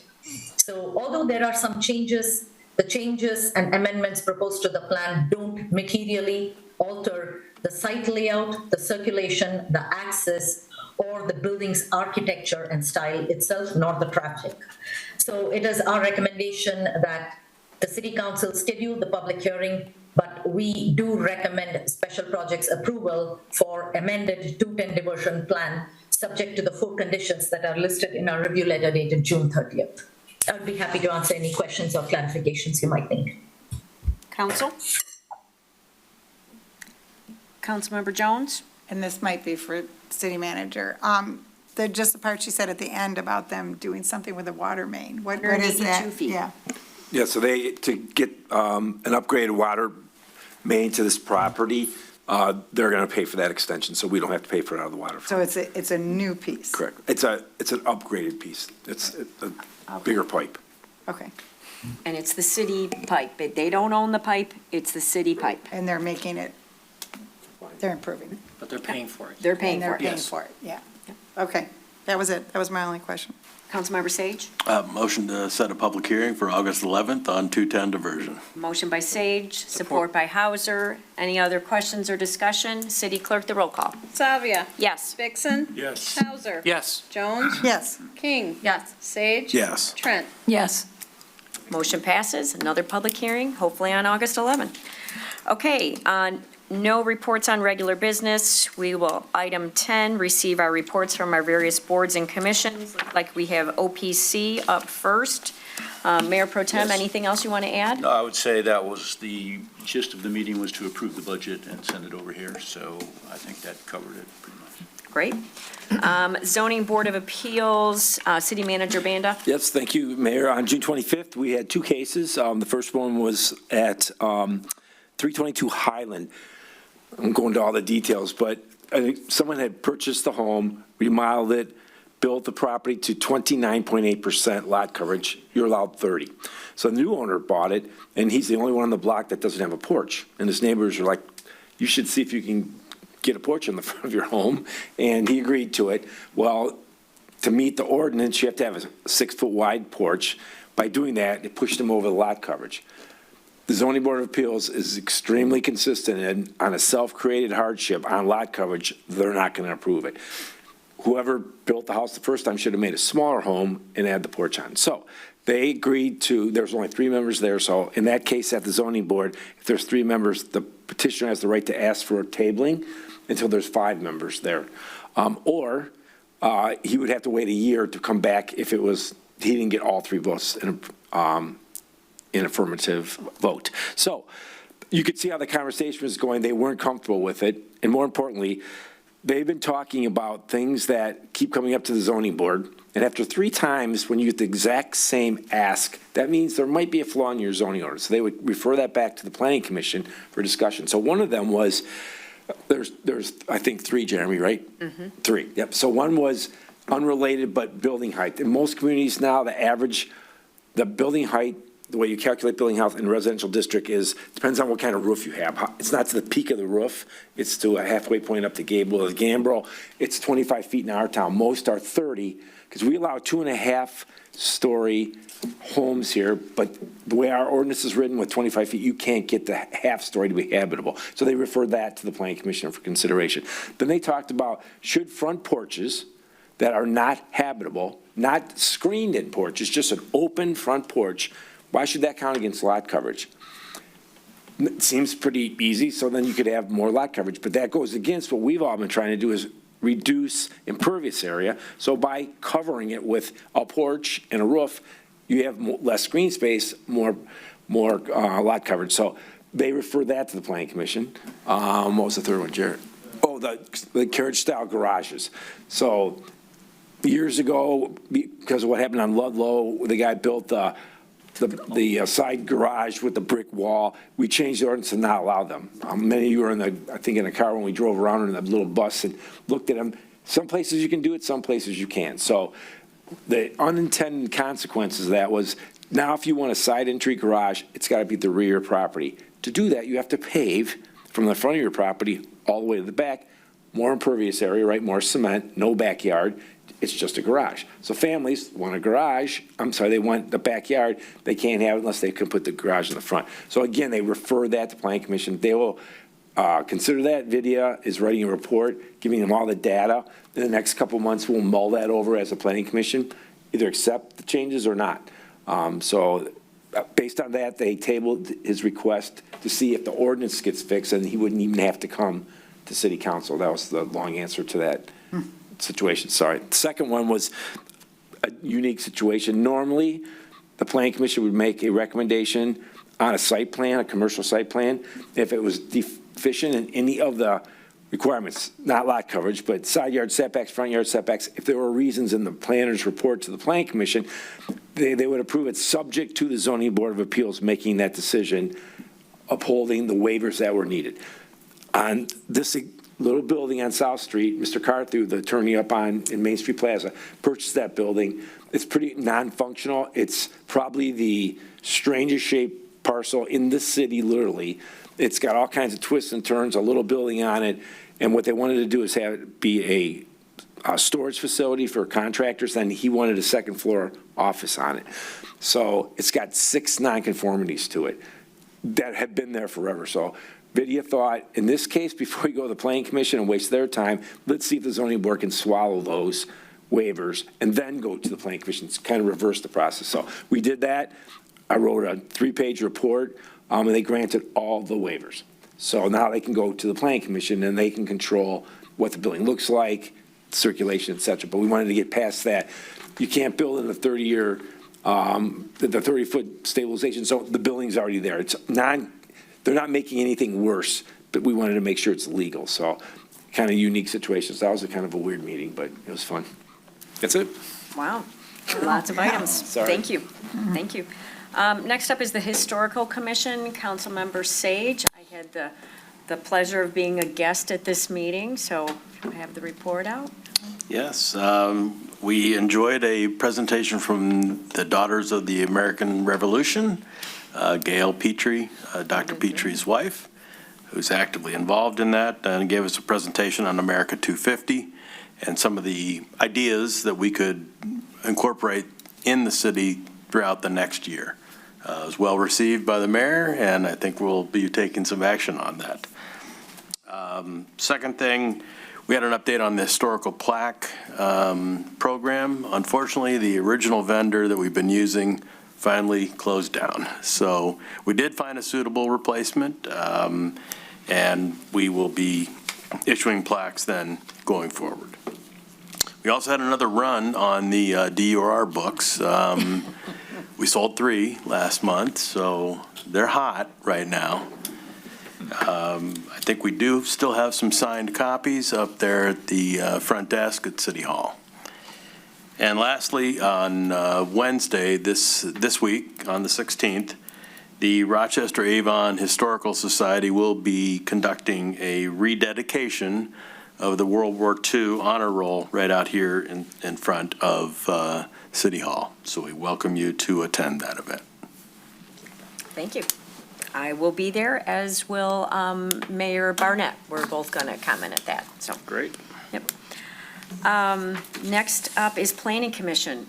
Councilmember Hauser, is anything left to talk Madam about? Mayor, yes, this is a wonderful example of checks and balances in government, because many of the items I was going to talk about were reviewed this evening by City Council, so it's always nice to have a couple sets of eyes on everything. But let me get to the topics at hand. I'll skip over the ones that we discussed. So, for instance, we talked about a site plan amendment to 210 diversion project. We heard that.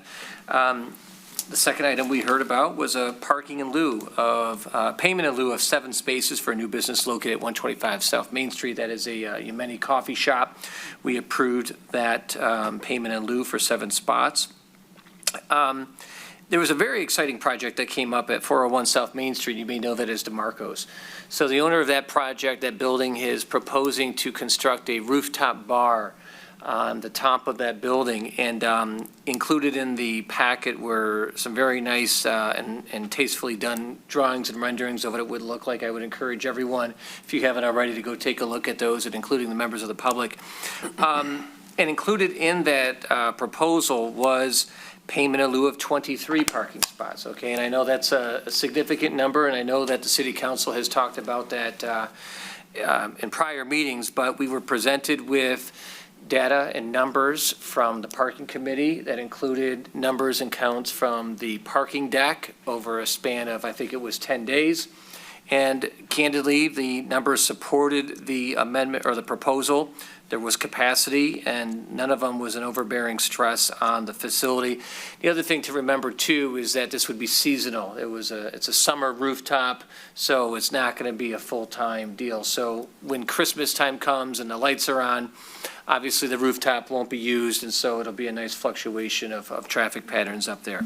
But nevertheless, Planning Commission gave positive feedback to the developer, and the project was will be placed on an agenda for an upcoming hearing, okay? We discussed the zoning changes that were part of a prior hearing or discussion point this evening.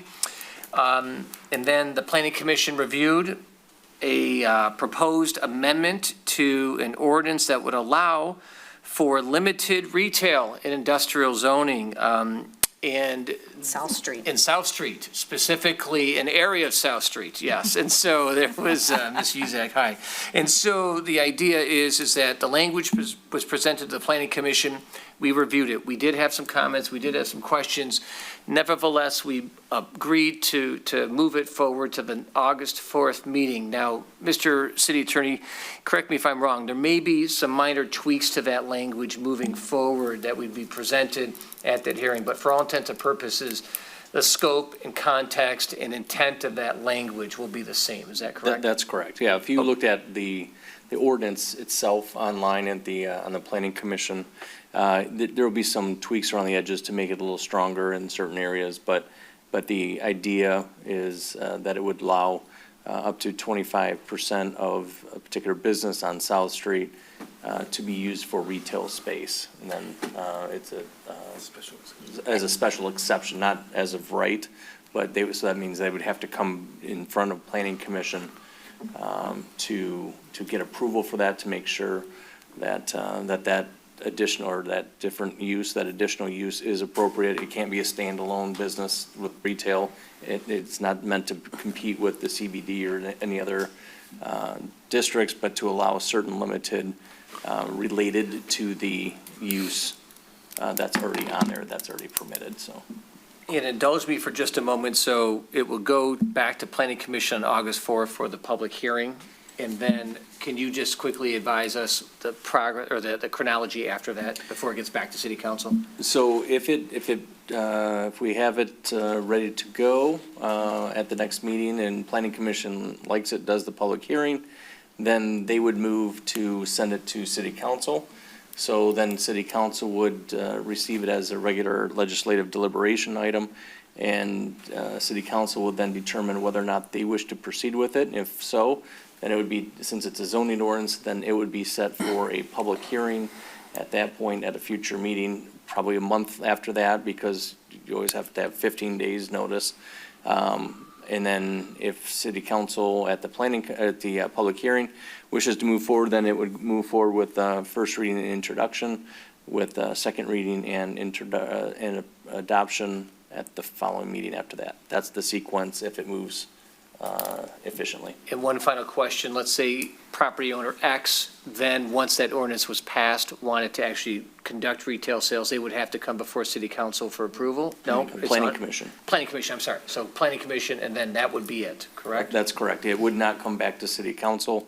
It would go as a special exception use. It would have to go specifically to get approval from Planning Commission to have that additional use on that property. Wonderful, thank you. And then finally, we talked about, and Mr. Band has mentioned this, at the very end of the meeting, it was discussed about consideration to revisit some potential changes to building height, front porch, lot coverage, and side entry garage. To be clear, nothing was agreed to, nothing was even suggested, other than Planning Commission is always willing to listen and entertain ideas and comments as to ordinances and things that we can make better or change, whether by desire, necessity, or ask.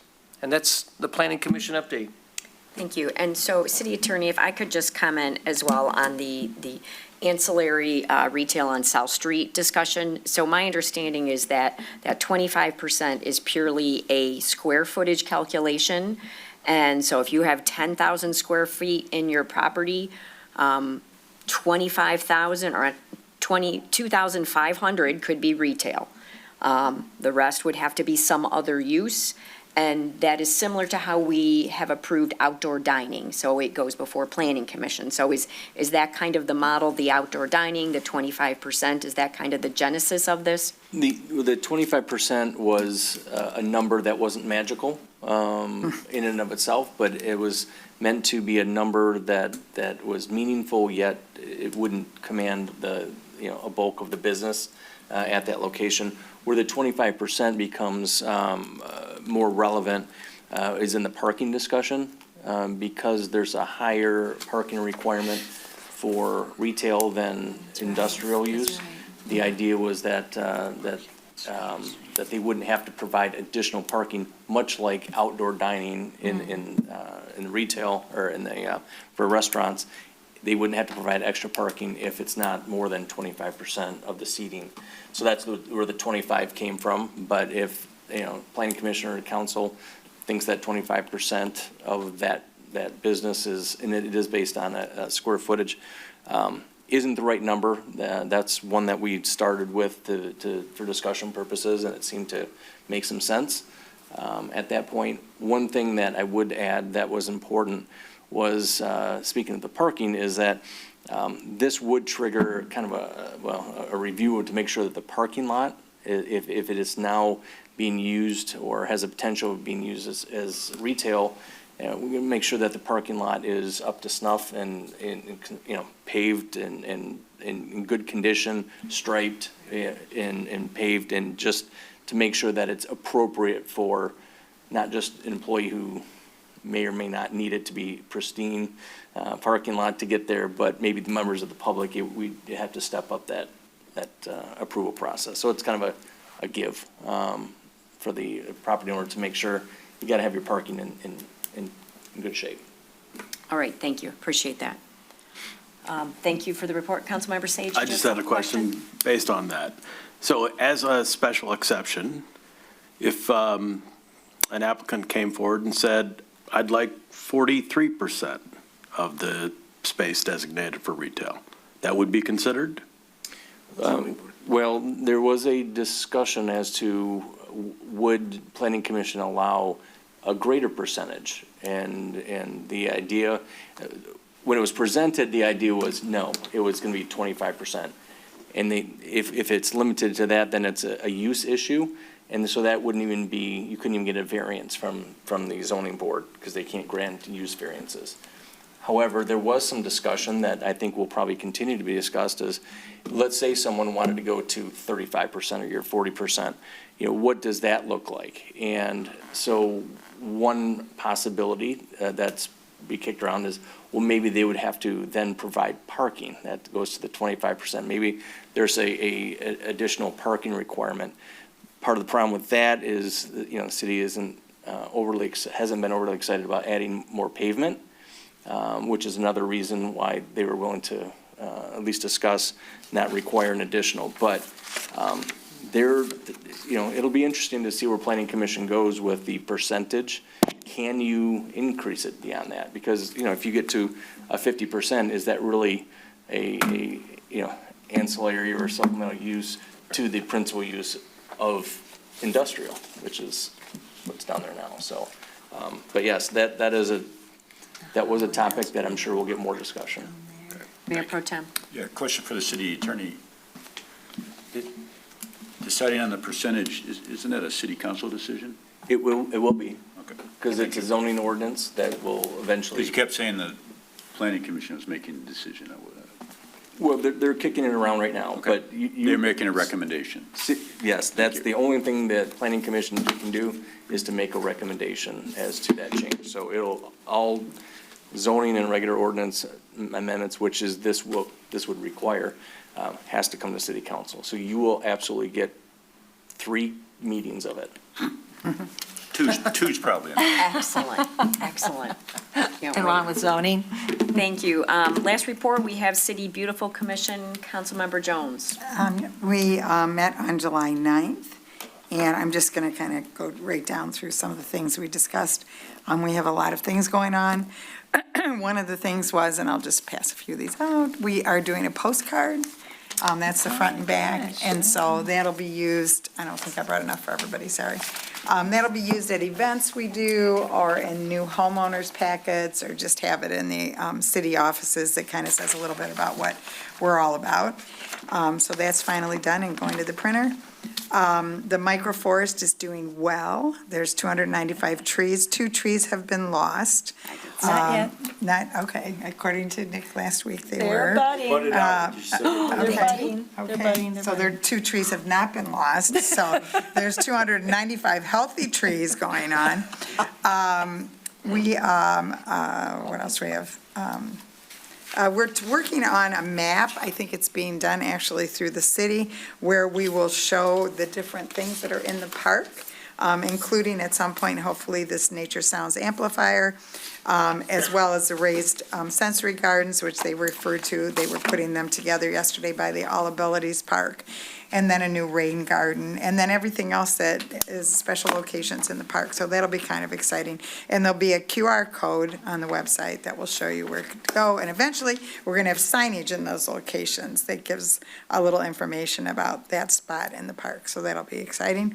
I think there's going to be a new bench that's going to be added to the outside seating area by a wonderful family that wanted to do it in honor of someone. Do you want to talk real quick about the new paths, Nick? That's all that. That's what we were just talking about tonight. Oh, That's the yeah. same Oh, thing. we approved it. I did tonight? Okay, there we go. How about that? So the ones that, the funding that was coming for it and It's a all, CBD. it is, Good okay. job. Okay, very good. Well, then that's it. That's all I've reported, just like that. Thank When you. did I report? All right, anyone else have public comment, something they'd like to comment on? Yeah. Acronym. There's a run for the podium here at City Hall. Run. Yeah, sorry about the tree thing. They were done. No, that's good. I'm glad. Good evening, Janet. Jana Azek, 986 Churchill Circle, and representing 204 South Main and 440 South Street. The ordinance amendment for limited retail use, I don't think you're supposed to answer my questions, but No. I'm just confused about how it's going. If it's approved at Planning Commission, the public hearing, then there are 2 city council meetings after that, and then we go back to Planning Commission for the special exception. Can you explain a special exception to me? Is that a big deal? Do I have to come up here for 4 hours or send in 50 people? I don't know what a special exception is. It's public comment, but City Manager, if you could. Yeah, it's not that daunting. So in the zoning ordinance, there's certain things you can do by permission, and then certain things are special exceptions. So special exceptions have a set of guidelines that you have to meet, that it's not out of character with the existing zoning situation. You're not putting undue pressure on the surrounding areas. So it's just a normal process.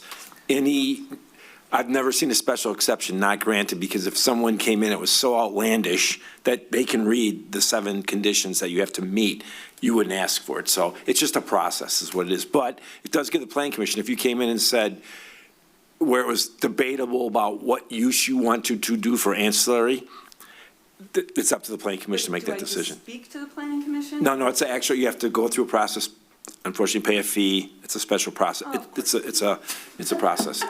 Yeah, it's all special exceptions are because they're not permitted by use. Can I contact the city to get? Absolutely. Jeremy can walk you right through it. It's right in the zoning ordinance, yeah. It's not that hard.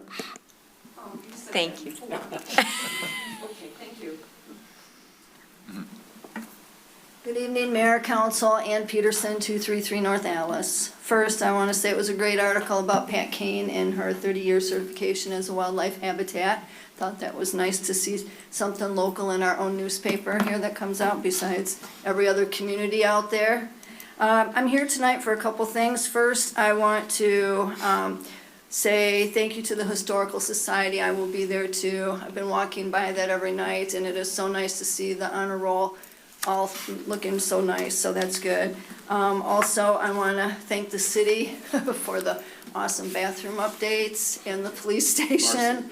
Those, I told them they did a great job. Those are awesome.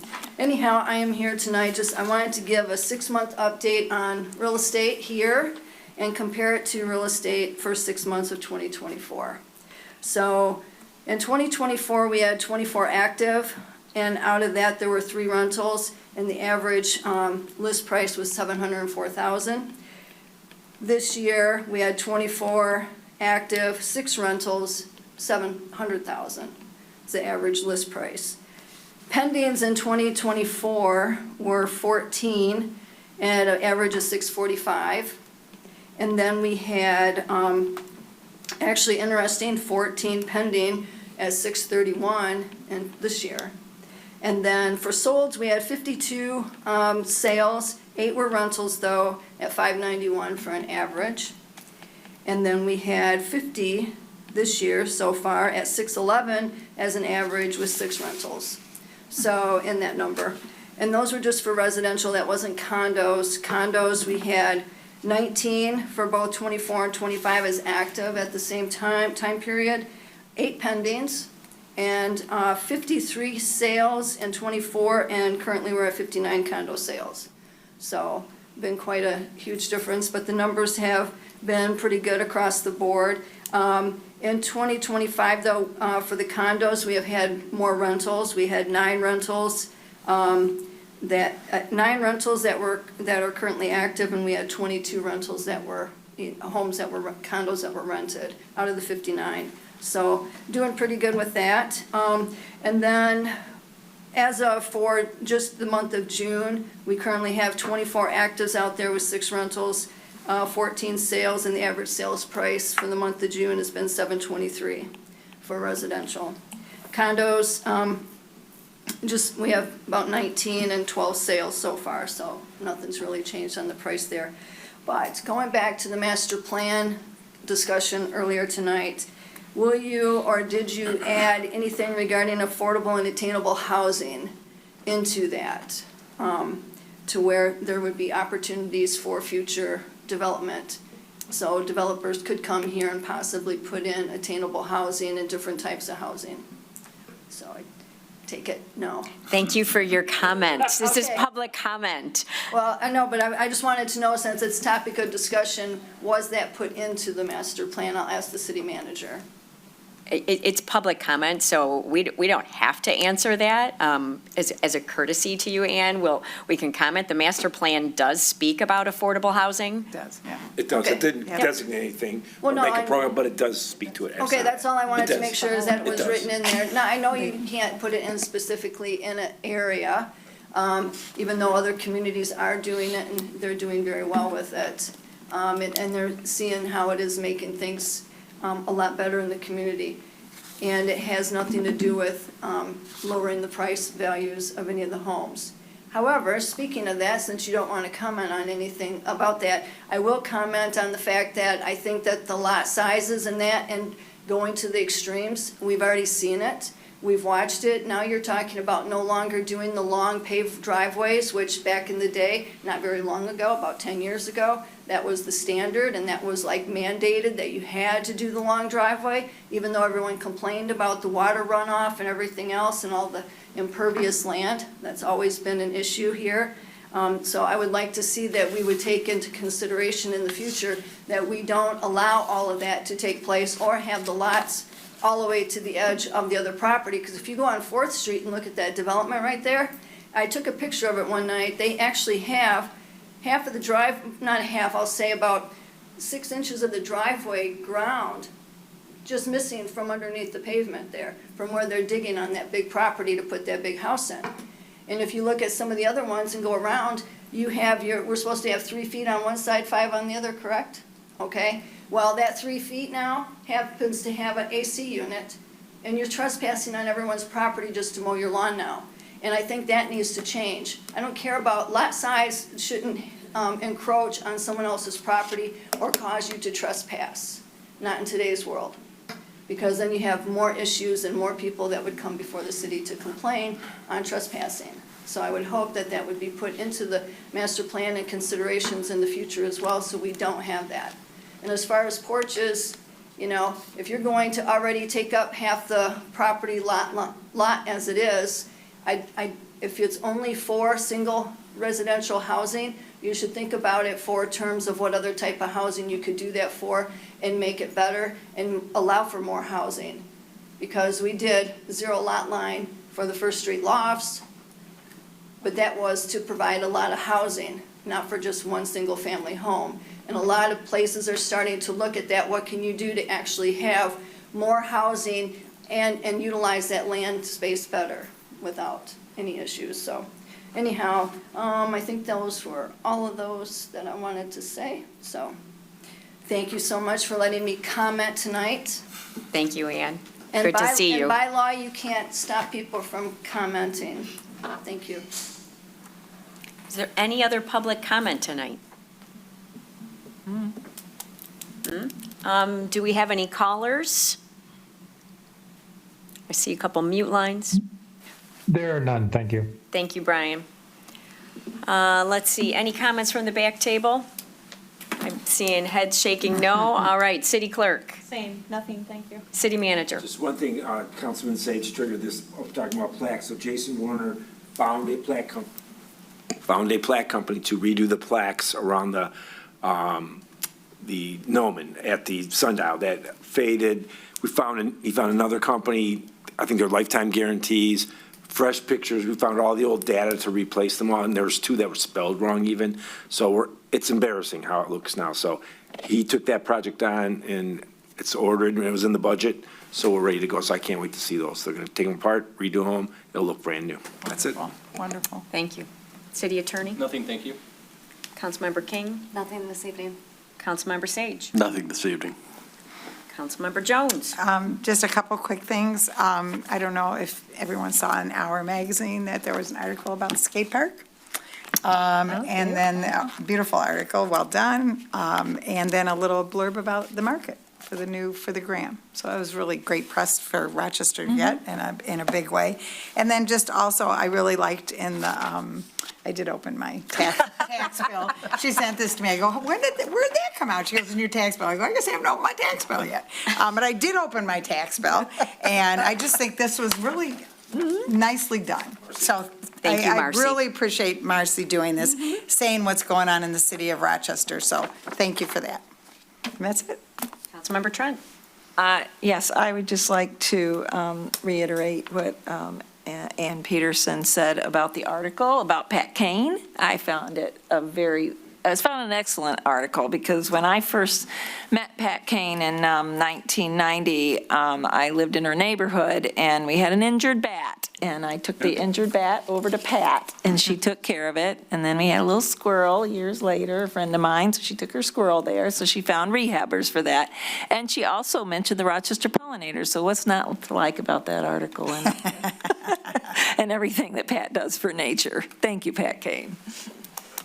Councilmember Hauser? Just one very minor issue, and I think the city manager's report mentioned this, and I want to thank the Rochester Police. On Fridays and Saturdays, they're going to be doing walking, there'll be street patrols down on Main Street downtown on Friday and Saturday nights, and I think it's a great idea, not because I don't think there's a particular threat or anything, but it's nice to have that presence of police officers walking around downtown on Friday and Saturday nights, particularly in summer. It's very crowded. And I understand that the DDA has agreed to pay the overtime for that. So please let the DDA know, thank you. And I think it's a really nice thing to have that physical, personal presence walking up and down Main Street on a Friday and Saturday night. I'll make a note of that. And that's Thank you. Mayor Pro Tem? Yeah, I would like to reiterate that point. It's always nice to see the police walking around downtown. Gives us all a feeling of safety. I would like to just give a shout out to what I call the signature event of Rah Rah. It starts next week. Will you be playing in it? Well, it's the tennis tournament, but it is a great community event. There's a lot of people down there. Next week starts the adult tournament, and we have the junior tournament, and there's all kinds of kids and families and things sitting up on the hill watching and stuff, so it's a great event. And barring any unforeseen injuries, I will be playing, yes. Wow, congratulations. Hope you win. Thank you, thank you. Nice. For my part, Community House, 8 a.m. tomorrow morning, we're having an engineering review.